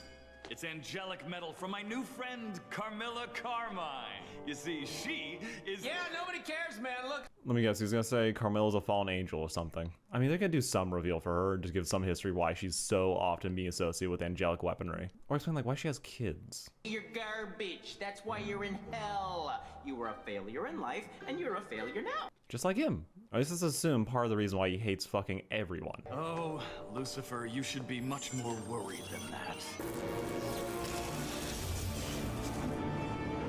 Now, truly, I'm gonna need Lucifer to lock the fuck in at least one of these episodes and actually be useful. Like, I get Al's doing his own little play where he is trying to get out of his deal with Rosie, most likely, but Lucifer, you haven't gotten a W all season, and I really need you to correct that, as my god, your rep is so in the toilet right now. Really, it's almost as bad as Al's. Except people really want to defend the Lucifer can't do anything thing. Though people are debating the whole clause thing about why Lucifer can't attack sinners and how much of a cop-out that is. Really, biggest question, shouldn't be asking it. I feel like, Charlie, we have like the 7 deadly sins we could also be calling right now. They weren't owned by Amazon at the time, but I really wanted a bigger cameo of like, just, I can just imagine Sane sitting there like gleefully rubbing his hands that he's like, oh, Vox thing goes over, I would get to be in charge of the other 6 rings or something like that. Failure. I'll show you failure. Oh yeah, he really took that time. Trust us with your weather. Oh yeah, it's the thing everyone wanted to say was a cult leader. Also, he's way too hot. I need one of these fuckers to actually be kind of fugly when they were human. There's been too many consistent glow-ups across the human to demon transformations. Somebody here has to be unattractive in this show, and it should at least have been Vox. I don't care what you say. That dude should not have a face made for TV. I know it does technically work, but of course, come on, just ruin this for one. That's the thing. Some people like love Vox. I'm like, Can we get a little Uggo in there? Just ruin the shifts for some people, as I feel like so many of them are fair weather fans. You can only love someone at their best when you have seen them at their worst, and still decided, yeah, I'd tap that. Rome wasn't built in a day where there's a will. Of course, this is just Vox's fucking history. So he's basically just spent his entire time backstabbing people or like being extremely jealous of other people. You know, I do like this more than him being like an actual cult leader. As him just being Vox News, it's so fucking dumb, but I love it as a pun. Oh, this is so good. I know I have some mighty big shoes to fill, but I Vincent. Okay, officially got a first name for Vox. Vincent just fits too well. This man, though. I really wish in this song, just for a bit, we just see someone else get the job he wanted and he has to kill through multiple people to get the job that he actually wants. That would just be funny to me, that's all. The song's fantastic. Also, I don't know if I mentioned this already, but my buddy VG Marcus, he broke down how many times each person sings just through credits on IMDb. And it turns out Vox is... It's really going to be hard to argue against that Vox is like the main character of this season, or at least the focus, as bro sang at least 10 songs this season. He is in 10 of them. Meanwhile, Charlie is only in 6. Like, I'm not complaining, but that's a crazy skew. Like, legit. I wonder how much, like, the bad it is, like, if you break it down by minute. I'm liking it. Also, wait. How many solos have there been this season? No, there's been a couple. Trust me with your entertainment.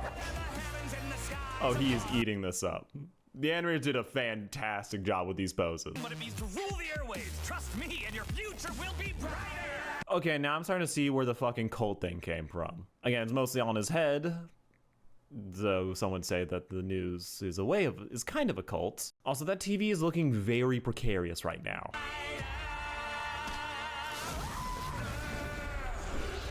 He's trying so hard with the fucking... I wonder if the one thing is just like a straight up him trying to rip off Lucifer. Because we did see him do something similar to that when he tried to do like, his whole angel form last time. When he was like facing down Sarah. But, okay, Wand definitely trying to rip off Adam's shit. And the cape is just him being a poser. Like, it doesn't match his outfit whatsoever. And I feel like lack of fashion sense would be the one thing that Vox should have a better lock on. I mean, he's dating Val, who should at least somewhat know how to dress people. Ugh, where could he be? He never ignores my calls. Look, I apologized 14 times and I sent a whole flock of duck emojis. What the fuck? I get on the incompetence thing, Charlie. I need you to do better. I need you to get one fucking W this season. Because she had so few last one time too. And I know she's like the thing that brings the whole Hazbin hotel together. But once, I need her to lock the fuck in and slap the shit out of Vox at least once. Or at least like actually outthink her opponent instead of being basically lucking into it.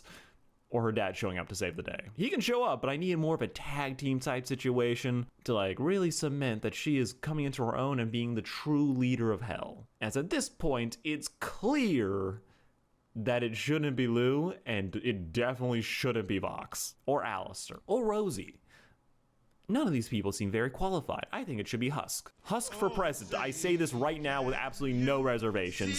Vote that man in, and hopefully he won't gamble away your life savings. Do you guys know what this is about? I am famous porn star Angel Dust. But what you may not know is that I was the first guest at the Hazbin Hotel. The only way we can save ourselves is by fighting back. Thank you, Angel. It's great to have you. Yeah, we can say a lot about this, how Angel Dust is just never gonna forgive himself for being used and controlled like this. And yeah, Vox is proving he's the only competent person here. Actually, no, there's no thanks. The villains fucking killed this shit. Absolute master strats. Chess while everyone else is looking for their checkerboard. Why would he say that? Angel? My fellow demons! Terrible for Husk, though. For years, we have stood by watching our brothers and sisters die the eternal death. The one good thing Morningstar's little hotel did was show us that we could defend ourselves. I present to you the might of Lilith! Of course, it's a dick. Yeah, that's perfectly on brand. Wait, that's what it looks like? Ew, I don't like it. What the hell is that? Fascinating. You didn't know about this, dude? Knock, knock! Can the angels come out to play? Oh, that's a bad tickle. Bad tickle.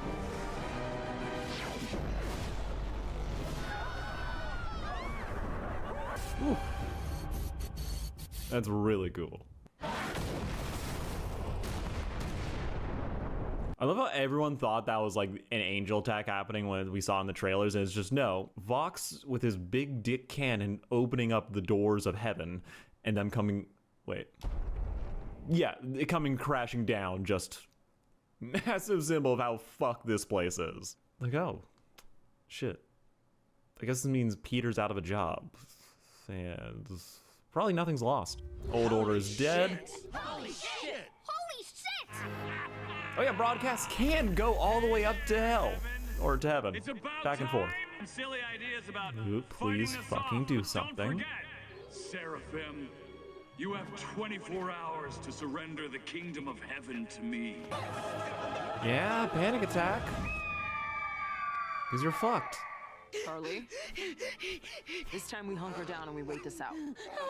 I can't remember how to breathe. I know soul standing it all in pass alone. All right.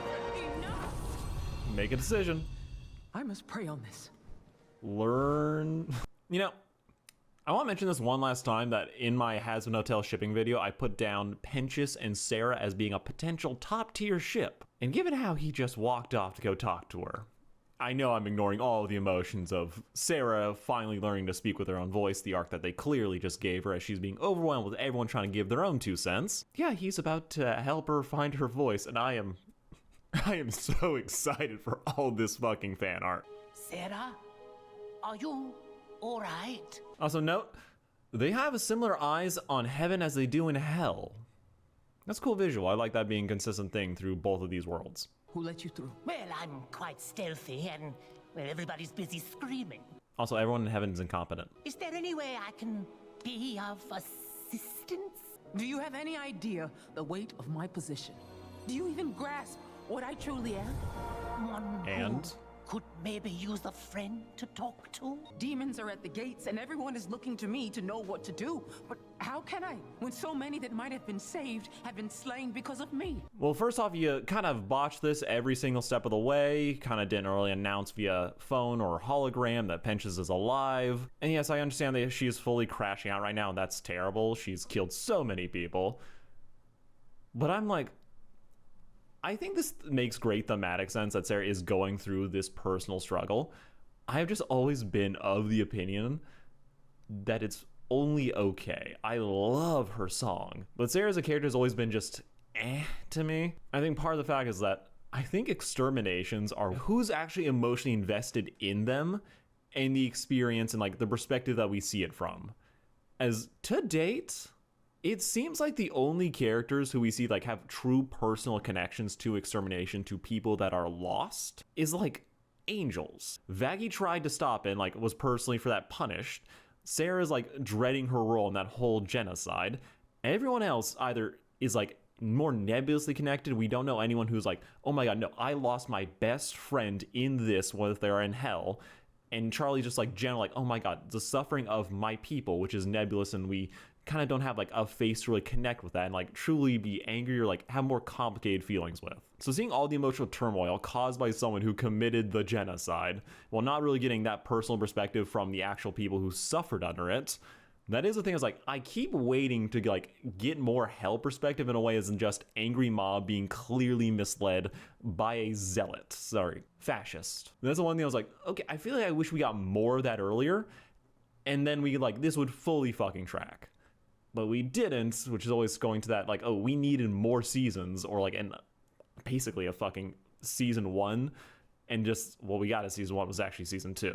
But yeah, Sarah's going through it, and I'm like, always like mixed. It's like, fine, it's whatever. Even explain humans having enough innate goodness to be redeemed while they take part in actions as vile as this. Humans are afraid.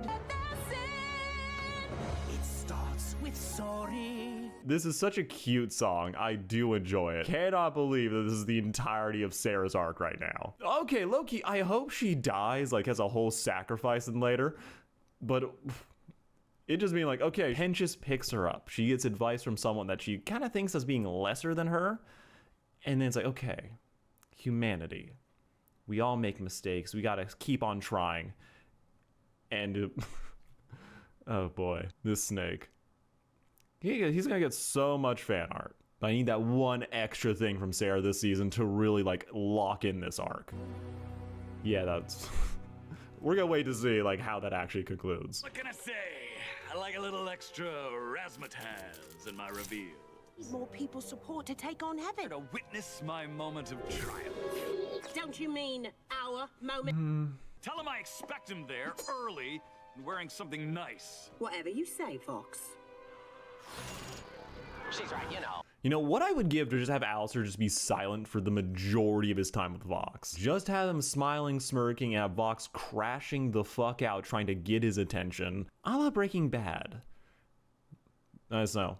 They're basically going to say, oh my god, oh, you're fighting them. Because while we don't know exactly what he's going to say, the intent is obvious. Don't you think that your friends are holding you back?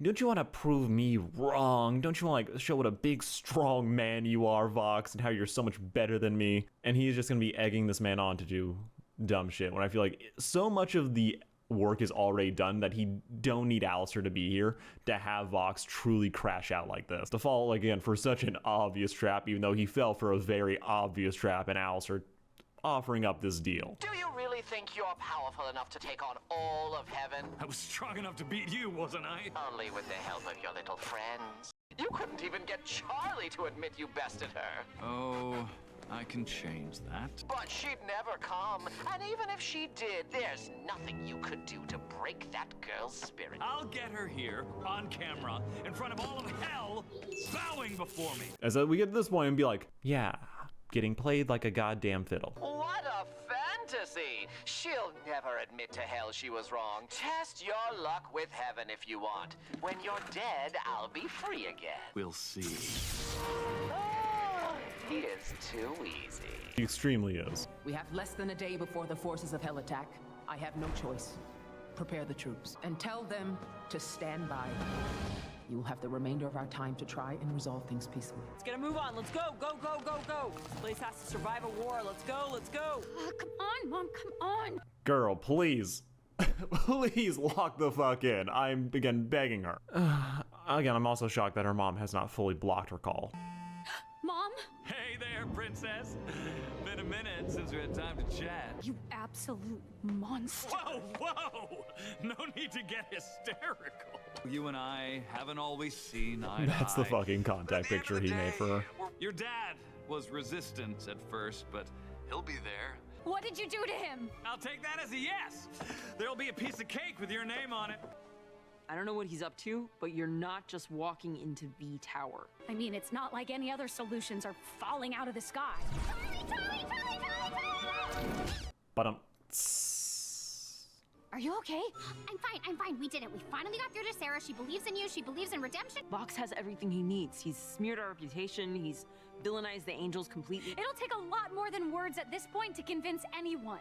Then we show them. If hell can broadcast to heaven, I'm sure we can do the same. You've been able to do the same. You have proof of that. But Emily's Emily. I guess she's been too busy Leslie noping all of heaven to really be able to, like, figure out how tech works. Vox Tech has been pirating Heaven's television channels for decades. And some of Earth's, too. Wait, how do you know about the security system? Oh, I designed the whole system. So you know how to broadcast something to all of hell? Yes. This dude has been around this entire season and not done jack shit till this exact moment. I'm not mad. I was like, I wish, again, we had a little bit more with him. Well, you made sure that my blankets were always folded at my requested 45-degree angle. So I assume that made us best friends. Isn't it obvious? You know, if you don't have the time to, like, give a full, like, whole character arc, convince them that maybe money isn't everything, that we are friends, and that redemption is possible, or just like, oh, endear him to this group of assholes. Yeah, I guess making a joke about how easy it was to get him on your side. That tracks well enough. Yeah, totally. Then you could set up a broadcast from heaven. No! It would take someone in heaven with an intellect equivalent to mine. Pentious. You want me to invent something? He's in! The snake? He would. To unite us. These overlords are tough, but with our expertise, we will never be enough. We'll see who's smiling. Okay, that's actually a good burn. Now, don't be dramatic. Oh, please, God, no. Please don't give him a sad song about his love focusing on fucking Alistair. I really want it, but I also... No, they're gonna fake us the fuck out on this, I know it. Rude because he's stressed out trying to do his master plan. Says break up the band. Also, it just occurred to me, does Vox and Charlie also have the parallel of both having Spanish lovers? Don't know why that just hit me, and I don't... For some reason, I now really want that to be a thing for Lute's, whoever her second man's gonna be. Fox is an asshole. Thank you. Thank you. Fuck him, just being blunt. Velvet's such a fucking queen. I love her so goddamn much. All the villains are great in this show. I like them genuinely more than most of the main characters. Like, they're terrible, but consistently they have just been the smartest, the funniest, and actually getting shit done. The curiosity of me was like, okay, are they actually gonna turn on Vox? That we're gonna have to wait and see. I feel like it's gonna take a lot more than just him being a full asshole for this team to, like, abandon him at this point in their whole master plan. And maybe then he'll chill again and realize who he missed. The baddest bitch. Again, competence. Yeah, we could turn on our best friend who's in charge of this whole operation, or we can tolerate his bullshit and then stab him and humble him once we've actually won. Peak business management, and I'm here to see it. They're about to know who they're dealing Yes. with. Every one of them. Okay. Lute's fantastic, mad as fuck that she has not been given anything to do. But what has Abel been doing here? I think I like him. I'm a huge Fall Out Boy fan. But this boy has just been around this entire season, which is weird. This man has done nothing. And like, for how much he's been in the marketing, I'm like waiting for something to happen with him. You know, besides the taffy. Storm's coming. Also fucking scary. Don't disturb your dad's crown. You know there's no stopping it now. It's perfect. Fucking amazing. Oh my god, I want so much more of her in this story. It's crazy that one big grab, like, fucking, I'm back on track. I want Lute hype immediately. A screaming conscience I cannot silence. The dawn.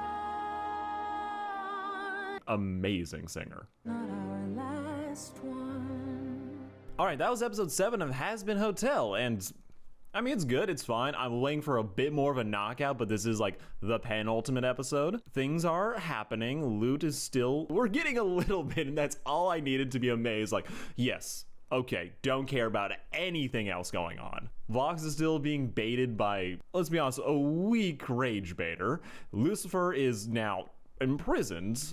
Charlie is having a panic attack till her doppelganger showed up, and then, okay, we're gonna do a team, we're gonna do something to stop Vox and announce to the world that Pentious is alive and show like the sincerity of the angels for that whole thing. This feels like shit that they should have been working on a little bit earlier in the season, but it's fine. I'm curious to see like exactly how or if any like more character arcs we're gonna see in this actual finale, as it's great. It's entertaining. There's so many like there's definitely gonna be a lot of spectacle. It has to be for how much like this season has raised the bar visually, but I'm still waiting for like, okay, peak cinema that isn't just the songs. Like, the songs are fantastic, and this is a musical. But I swear it's like, okay, the music is going to like redeem this character. I'm like, not really. At least in my personal opinion. Sarah's like, again, to me. I'm waiting for like truly like peak character writing. I feel like for this season, I've been waiting for its like loser baby. You know, like that was focused on like Angel Dust and his character, and I know we're just gonna get like big plot beats. I want like those like that good character shit as well. As so much of this season is for like, okay, we are juggling just a little bit too much, or we need just a little bit more time, and just been okay. I'm enjoying the ride. I'm waiting for that thing like besides gravity to like really wow me. Angel Dust's singing was pretty damn close, but we again, so much potential here, and it's really good execution for like the spectacle and like getting me to like most of the characters. And like, oh, it's missing that one personal bit of sauce for me. I don't give a fuck. Guys, if you can like the show as much as you want, I'm enjoying it for what it is and like what I can get out of it. But don't be pressed about some other people's opinions, because truly at this point in the world, most of them are just okay. As personal interpretation is way better than any rando on the internet's opinion. Okay, cool. Tune in next time for my reaction to see how this all is gonna fucking land. Hazbin season 2 finale. Let's fucking see if this thing can stick the landing and prove all of its haters wrong. Except who the fuck am I kidding? Those people are never, ever, ever gonna walk back how those opinions. I mean, I've had my negs, but while I'm critical, I can only say I have enjoyed most of it. And I acknowledge that it's fucking good for a lot of people, not objectively terrible, as so many people like saying. I've had my fun. It's been... hey, the songs are my playlist. Long story short, it gave me gravity, so I can't be too mad at everything. Because, yeah, Loot basically hasn't done shit this season. But she's saying one fucking line last episode, and I'm kind of back in. This has been a lot. They've had arcs I thought were going to be so much bigger than they ended up just barely kind of being non-existent. Baxter just kind of showed up. Angel Dust had a kind of a weird twist I still kind of stand by, even though there is like a little bit more foreshadowing than I gave her credit for. But at the end of the day, it's like, okay, this is a lot of like great concepts and some pretty good stuff. But I'm like, damn, I'm waiting for that thing to knock me the fuck out. I'm waiting for this season's loser, baby. Will it be the finale? I hope so. I really, really hope so. As I need this win. I need this show. I need Charlie to get her W, Lucifer to prove he is not a complete fraud, for Alistair to stay exactly where he is. I know he's planning something, but my God, the memes are so funny. So fucking funny. I don't want him to ever get another win again, as those things will just, the slander will never stop, and that just gives me life. Also, the fact that every time someone makes one of those dumb memes, it means there's a little bit less space occupied by people who are giving some of the worst criticisms you've ever seen. I've given some of the worst criticisms you've probably ever seen, but at least I admit it. Probably, hopefully. But yes, has been the finale. Team seems to be going for like a heist shit. Alistair really wants Charlie at this party, and Vox has consistently proved he's an idiot just like everybody else. Also, Sarah just decided, okay, I'm gonna trust other people. Perfect, good.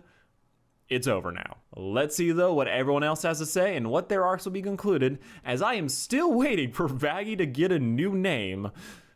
And I'm hoping it's not like just like a throwaway. It seems like a lot of the arcs I feel like this season have just been like, okay, shit to start, good, not a lot happen, and then they end. That's kind of been the vibe I've been getting for a lot of things. And I'm not just saying that because Baxter kind of came and wins. That was entertaining. Which is all this show can really hope to be, as truly the question of, is it good writing, is not the same as, did you enjoy it? And I have been, for the most part, as hey, at the end of the day, I can still write a very fun review. Oh, they got the Ocean's 11 music. Oh, they're going for it. Oh, this is gonna go so wrong, though. You can't play that shit and then have a heist go well. It's just like TV law. Here's the plan. Charlie and I will go to Vox's party as guests. Baxter's key card. Well, there goes my benefit. Also crazy that Baxter has worked for Vox, and Vox has just like not revoked his security clearance whatsoever. I don't think Vox knows that he's there, as that would be a detail that he just would not care enough about to actually like fully clock. Once inside, Cherry and Husk, you two split off and find Angel. The power of friendship. Oh. The power of friendship is absolutely gonna save the day. Baxter's ready. Pentious will take over the broadcast, showing all of hell that redemption is possible. Everyone will see that fighting isn't the answer. This time. God, remember when the show was about redeeming people? Oh, sorry, I had to get that one bit out. I'm like actually the direction the show is going, where it seems like redemption matters way less than I was expecting. As, to be frank, hell and heaven just seem like they're two different countries at this point. So like having people move to like one end versus the other doesn't seem like it's fixing any of the problems at either. What they need is regime change, where I am now advocating for Husk to take over hell and just be the president of everything. God help all of us, but my God, would he and Angel Dust make an amazing power couple. One where Vaggie'd probably be their prime minister and actually take care of all the shit. And Charlie would just run PR. Or be the mascot. She is the mascot of the show, right? What about the giant gun? I'm glad you asked. While everyone's focused on Charlie and Emily, I'm going to try to destroy the weapon. Everyone in Great position. outfits. Everyone, Princess Morningstar! glad to see you accepted my invitation. Vox, where is my dad? You said he'd be here. Also, is Vox trying to increase his hype? Couldn't he just show off that Lucifer is now his captive and immediately everyone's like, okay, we have to fucking respect him now. We don't respect Lucifer, but his powers, if they're able to be used against sinners, and he's basically the king then. Also, his fist kind of just okay. I was expecting way gaudier, way more extra for his, like, final victory party. And I see you brought a date. And an angel, no less. Bold move. You're so fucking funny. I am funny. Anyway, Sadly, yeah. Princess, I'm taking heaven by force! Isn't that right, everyone? You know, I thought some of those overlords would be more apprehensive, but they're all very much on board with this. They're probably gonna send their pawns, so they're probably gonna be fine. Alistair! Oh, she remembered he's imprisoned. I have a special place for you. Charlie, I'm glad we can have this time to put aside our differences and join together. Carmilla. I don't know what you're doing here, but I want no part of it. This one is us when you failed to show any evidence that your hotel works. Okay, yeah, that's really funny. Okay, so that's where he got the photo for a contact pic. You look so stupid! The pangolins have landed.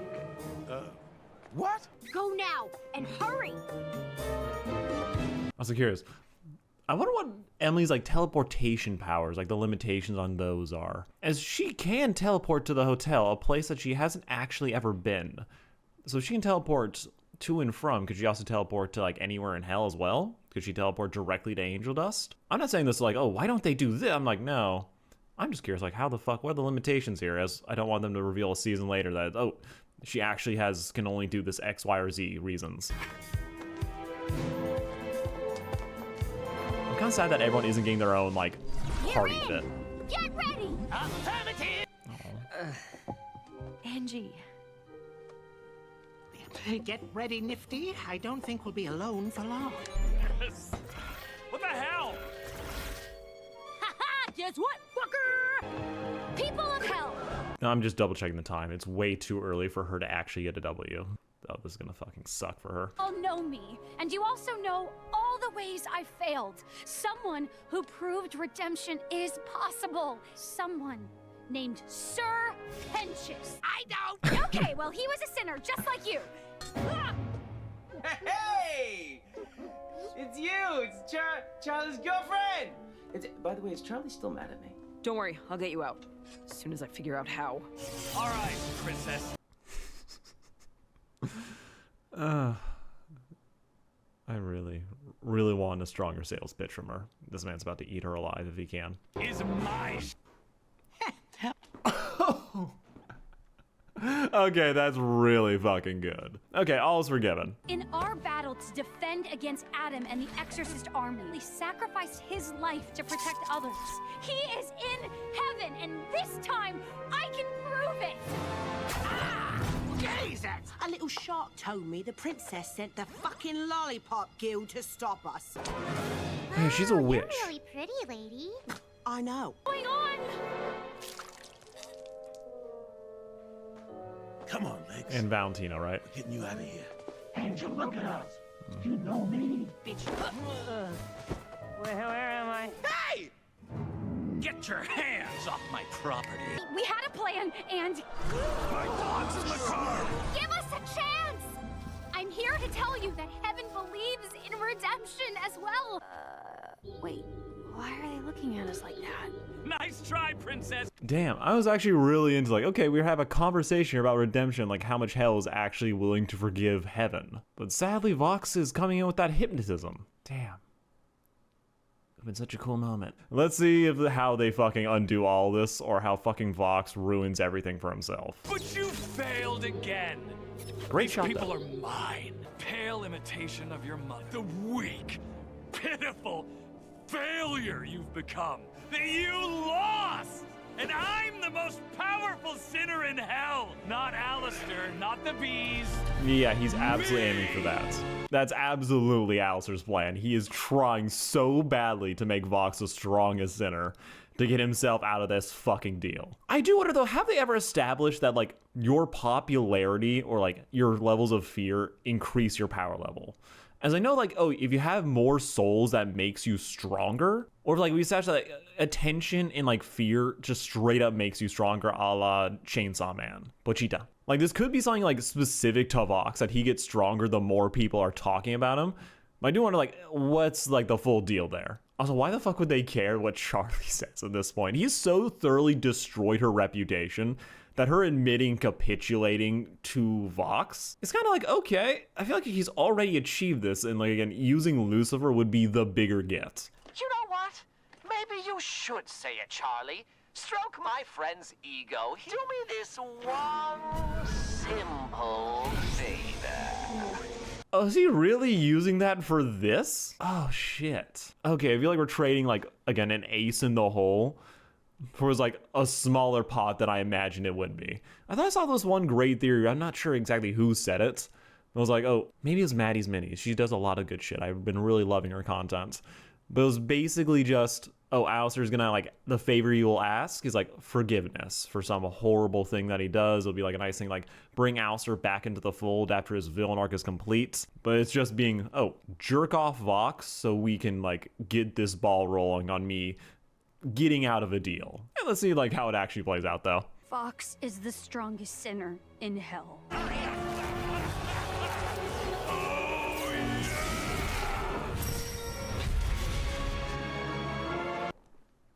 I fucking called it. No, that one was, I feel like that was like one of the more obvious ones. I can't really even be proud of that theory. It was just kind of exactly what he needed, and Vox's personality just played into Alistair's plan every step of the way. He looks amazing though right now. We cannot deny this, even though it is a lot of eyes.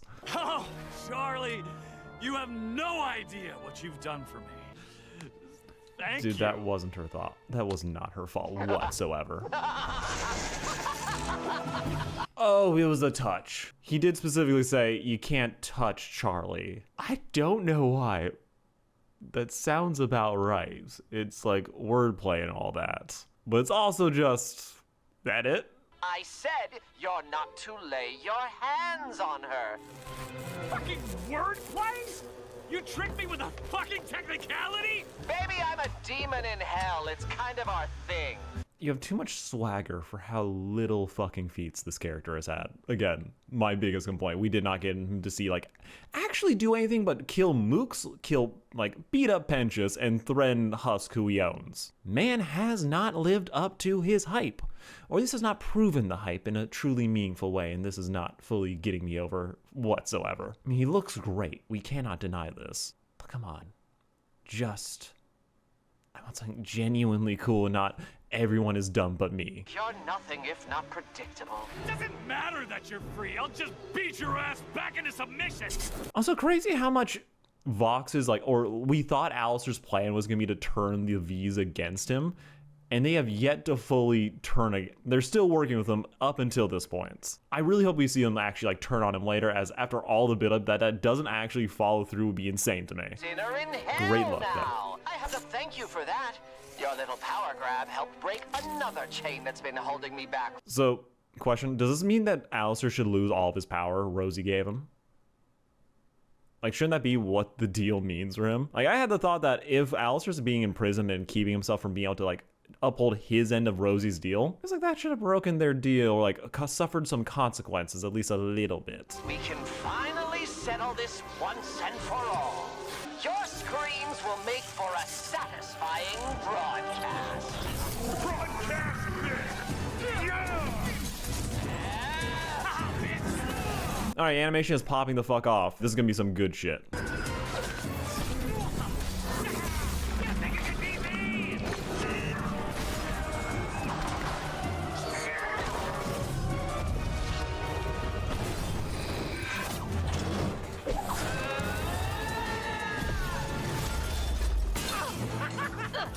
Okay, yeah, this fight is really cool. I am enjoying that Alistair is still able to mostly compete with Vox, if just from the fact that Vox isn't as good of a fighter. Alistair has a lot of tricks, but he is way better at using them than Vox is, who is just trying to brute force his way into victory.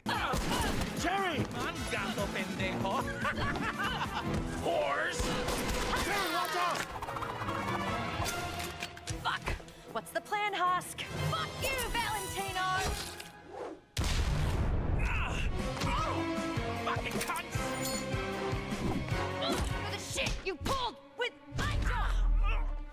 Hit him again. Hit him again. Is he still under a different mind control or the same one? Not the time for the power of friendship. Hush, did you just punch me?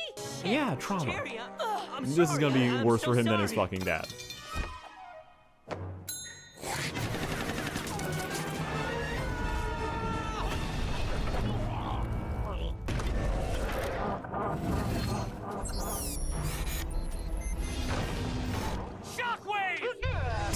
He's a transformer. And you were using your pets earlier, bro. You can't talk shit, but I really want Vox to at least clock that. Is he... Oh, this is how Vox fucks everything up for himself. I mean, I guess there's losing sight of your goal and getting sidetracked by your insecurities, then there's whatever the fuck this is. Oof, well, I guess this is one way to turn everyone against Vox, so I assume he's about to get a lot weaker. Those sinners need help! We need to do something! No, I'm here! Here, take my hand! Come with me! Oh, okay, so this is how they do it. I was wondering how they were gonna convince Hell that Heaven was truly sincere in like helping them and like, okay, things are different now. We are going to like new foot. We will not be doing any more exterminations. There's no extra plans. We are just here for peace. And it's gonna be the fact that Vox is a fucking idiot, that he too is just destroying the city for his own self-interest, and then Emily's gonna swoop in and help people, save them, increasing Heaven's PR just a lot. I mean, it works, but I was like, okay, let's see if there's anything extra being attached to this, or is just straight up, Heaven's kind of on some good books. They saved a lot of people, did the right thing. Are you okay? Yes! Nifty! I got the broadcast back! Our only hope is that Pentious can rig something that he can force it down here. Sir Pentious! I heard, yes, I heard. I am inventing as fast as I can.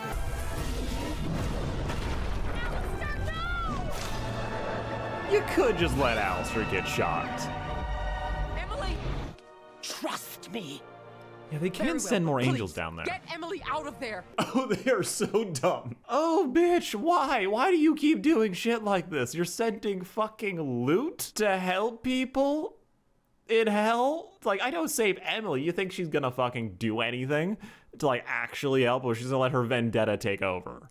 Then Abel's just gonna do something, maybe. Again, I'm still waiting for that boy to be relevant in some major way. Been fucking canceled.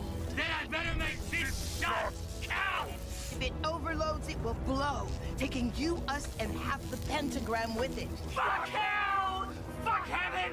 And fuck all of you! It's going on incredibly... Fuck!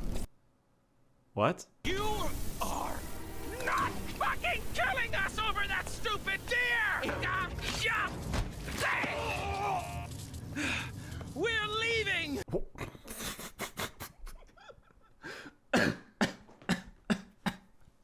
You gotta be fucking shitting me. After all the talk about Vox trying to do everything on his own, trying to put down his employees, how there might be some like backlash, betrayal, he would isolate them in like his moment of true need. Are we not getting that? Like, they're saving their own lives here. Fully saving their own and preventing their like friend from doing something incredibly stupid. Which is something from both of fucking Valentino and Velvet's characterization. Feels like something they would have done even if he was treating them like gold. They would have done this anyway, and they were still fucking helping him throughout that entire sequence. I know they're like, we just established like, oh, I thought it was cool that they weren't fully turning on Vox in that moment of their song. But I was like, waiting for like a little bit more for how much time we have put on him, isolating them, of pushing them away, of trying to do his own shit.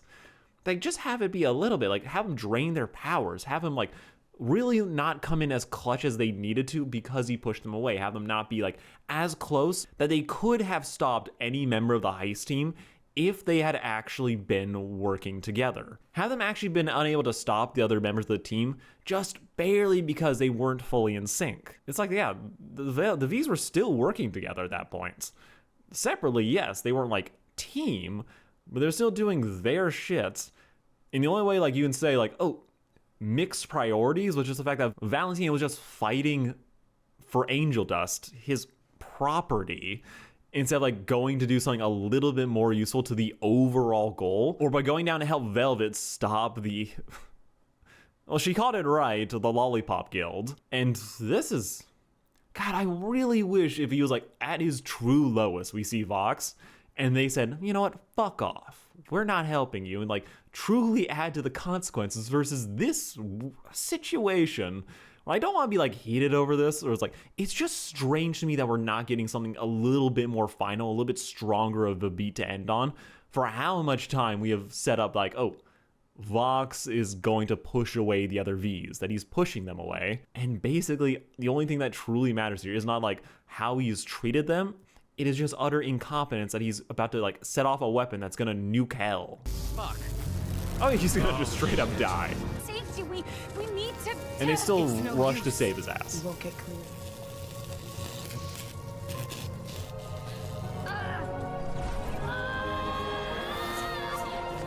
Oh, this is the power of friendship song. And if we die striving to find the peace we lost, how all hell joined hands and sang along.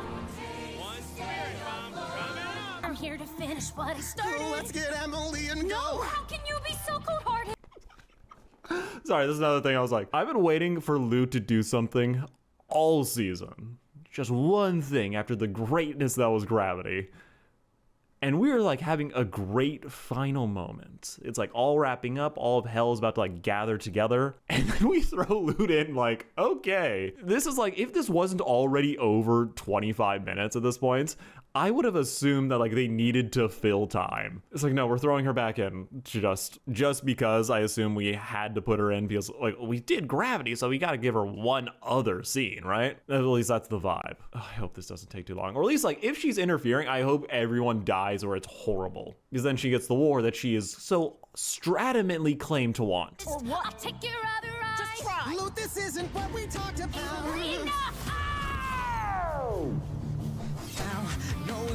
Again, I'm a massive Fall Out Boy fan, but why are we focusing on him at this point? He's done so little this entire season that the big finale, we were just giving him a song. This has to have been in somebody's contract that we need to have like a solo. Yeah, where is Kane, by the way? I feel like he should be in hell at this point. I feel like that'd really round out like the whole cast of probably Lucifer's bastards.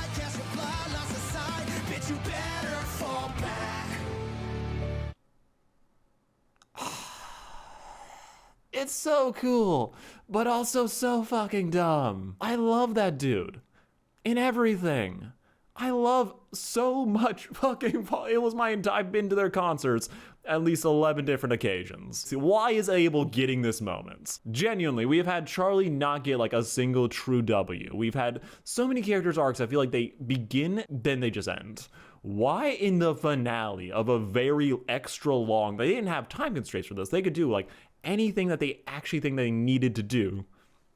And we're spending time with this. We're throwing Lute back into the mix just because, and giving Abel an arc of like, oh, standing his ground, standing up to Lute. And this shit feels like it should be like what he was working towards truly for the full season. This feels like a seasonal arc that we are now speed running just right now, immediately. And Lute's fucking, like, I love the idea of Lute being cowed by this idea of seeing Adam in Abel. That is great idea, especially since she's been so fucking delusional this whole time. But to have her here where it's like, okay, there's no real reason. There's like, this is overstuff finale. I love the X's of Hazbin Hotel, but this is like, we don't need it. So to have this here is like, oh yeah, we double don't need this. And it's like not serving either their arcs like what they could be. Let's keep playing this shit. I don't want her to just cave at this. And just done. Wow. That's... Oh, I'm gonna rant and rave about this in my fucking review. I think I hate this moment. Like, genuinely. I think I actually... You can say what you want about the Angel Dust twist. This is such a weird allocation of time for me. Even in a moment like, oh, the music's great. The singer's amazing. But why is this here? This is like one of those musical moments where I just imagine there are just clipped versions everywhere. Like, oh, the finale song, minus this one part because it breaks up the flow. Let's see how this wraps up. It's okay. Wow, they really just moving on from this shit.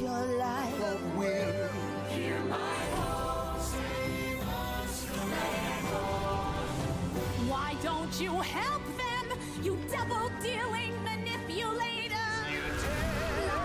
You wouldn't dare. Quid pro quo, it's only fair. Okay, that happened. My exact question. You know, long has been said about like, oh, the redeemability of some of the actually terrible people in hell. Kinda wish we just had Velva in this sitch, like helping out, like hints like, oh, maybe she would get a redemption arc later because we fucking know it won't be Val. It's like, oh, it's funny, but it's like, ugh, so much potential here. We're just going for like, okay, everyone's going in for the spirit bomb. Or spirit shield in this case. I really want that to just pop out on one of those fucking moons and detonate. Friendship is strong within us. Yeah. Oh yeah, he has not done shit this entire time. Oh, people are gonna be salty as fuck about this, and I'm here for it. Eureka! Sarah, if you please. I am the great and redeemed Sir Pentious, and I'm a good boy now.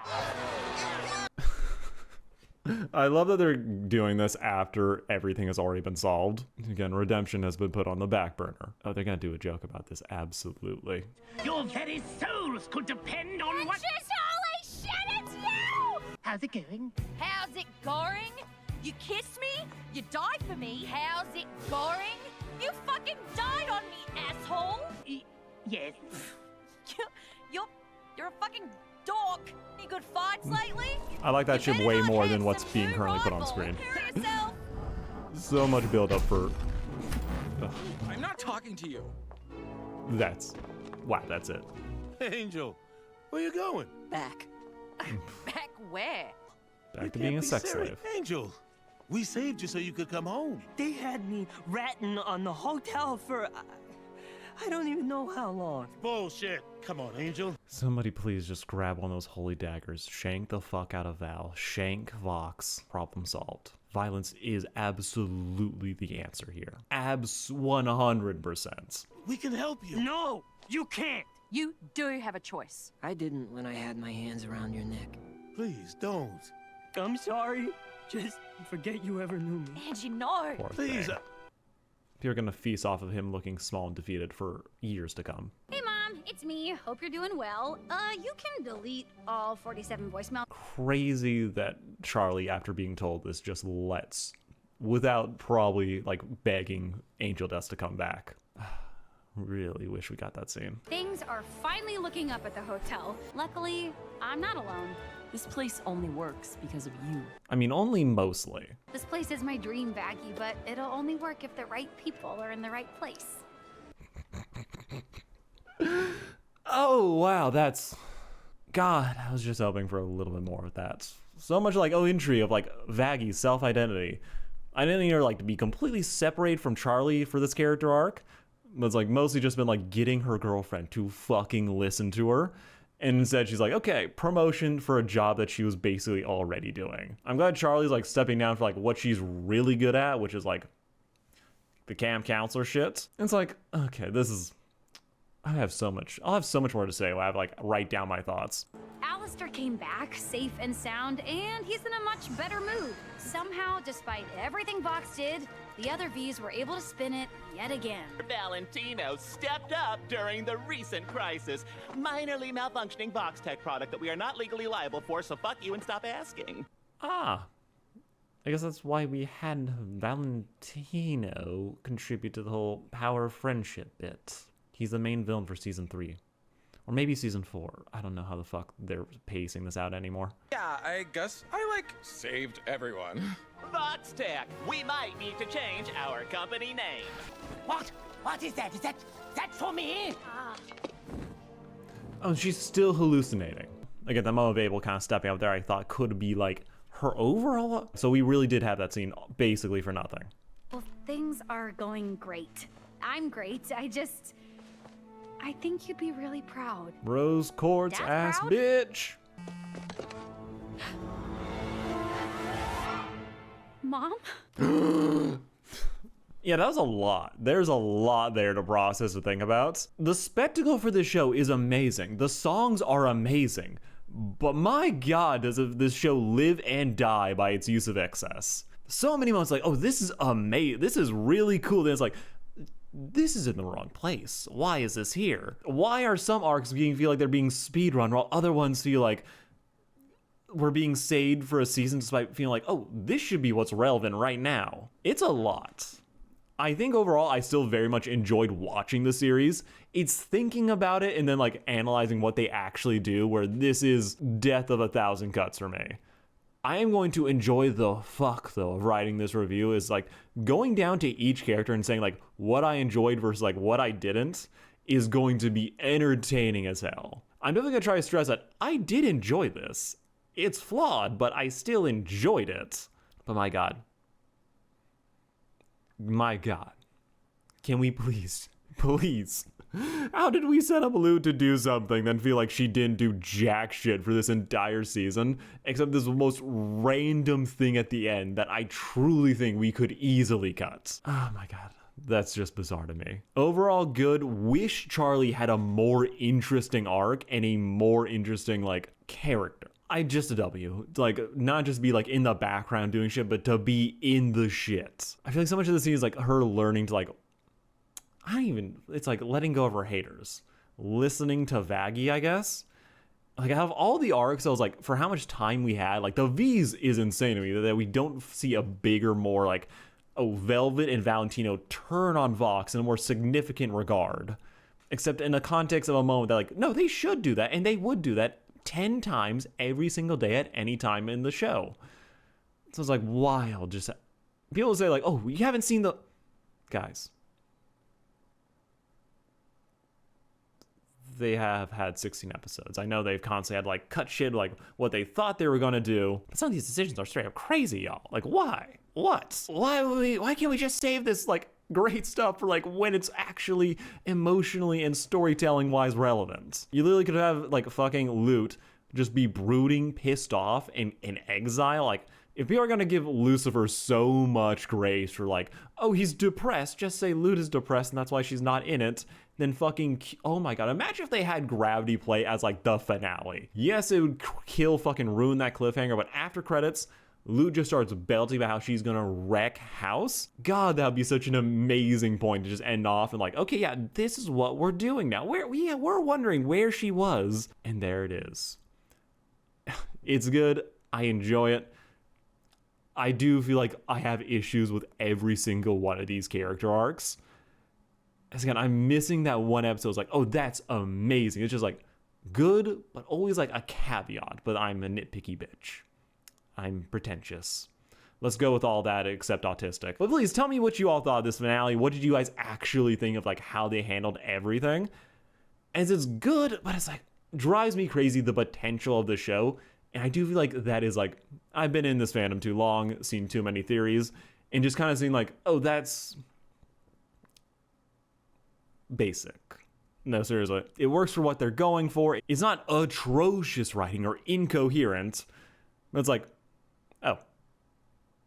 Yeah, I guess that's an okay thing to do. All right, like, share, and subscribe. Thank you all for watching. Please check out my other videos that aren't going to be Hazbin related, and stay tuned for that one review that I'm going to do for Hazbin, and it's going to be interesting as people realize that this other channel exists. It is what it is. Congrats on being like the first 20K subscribers. Y'all real ones.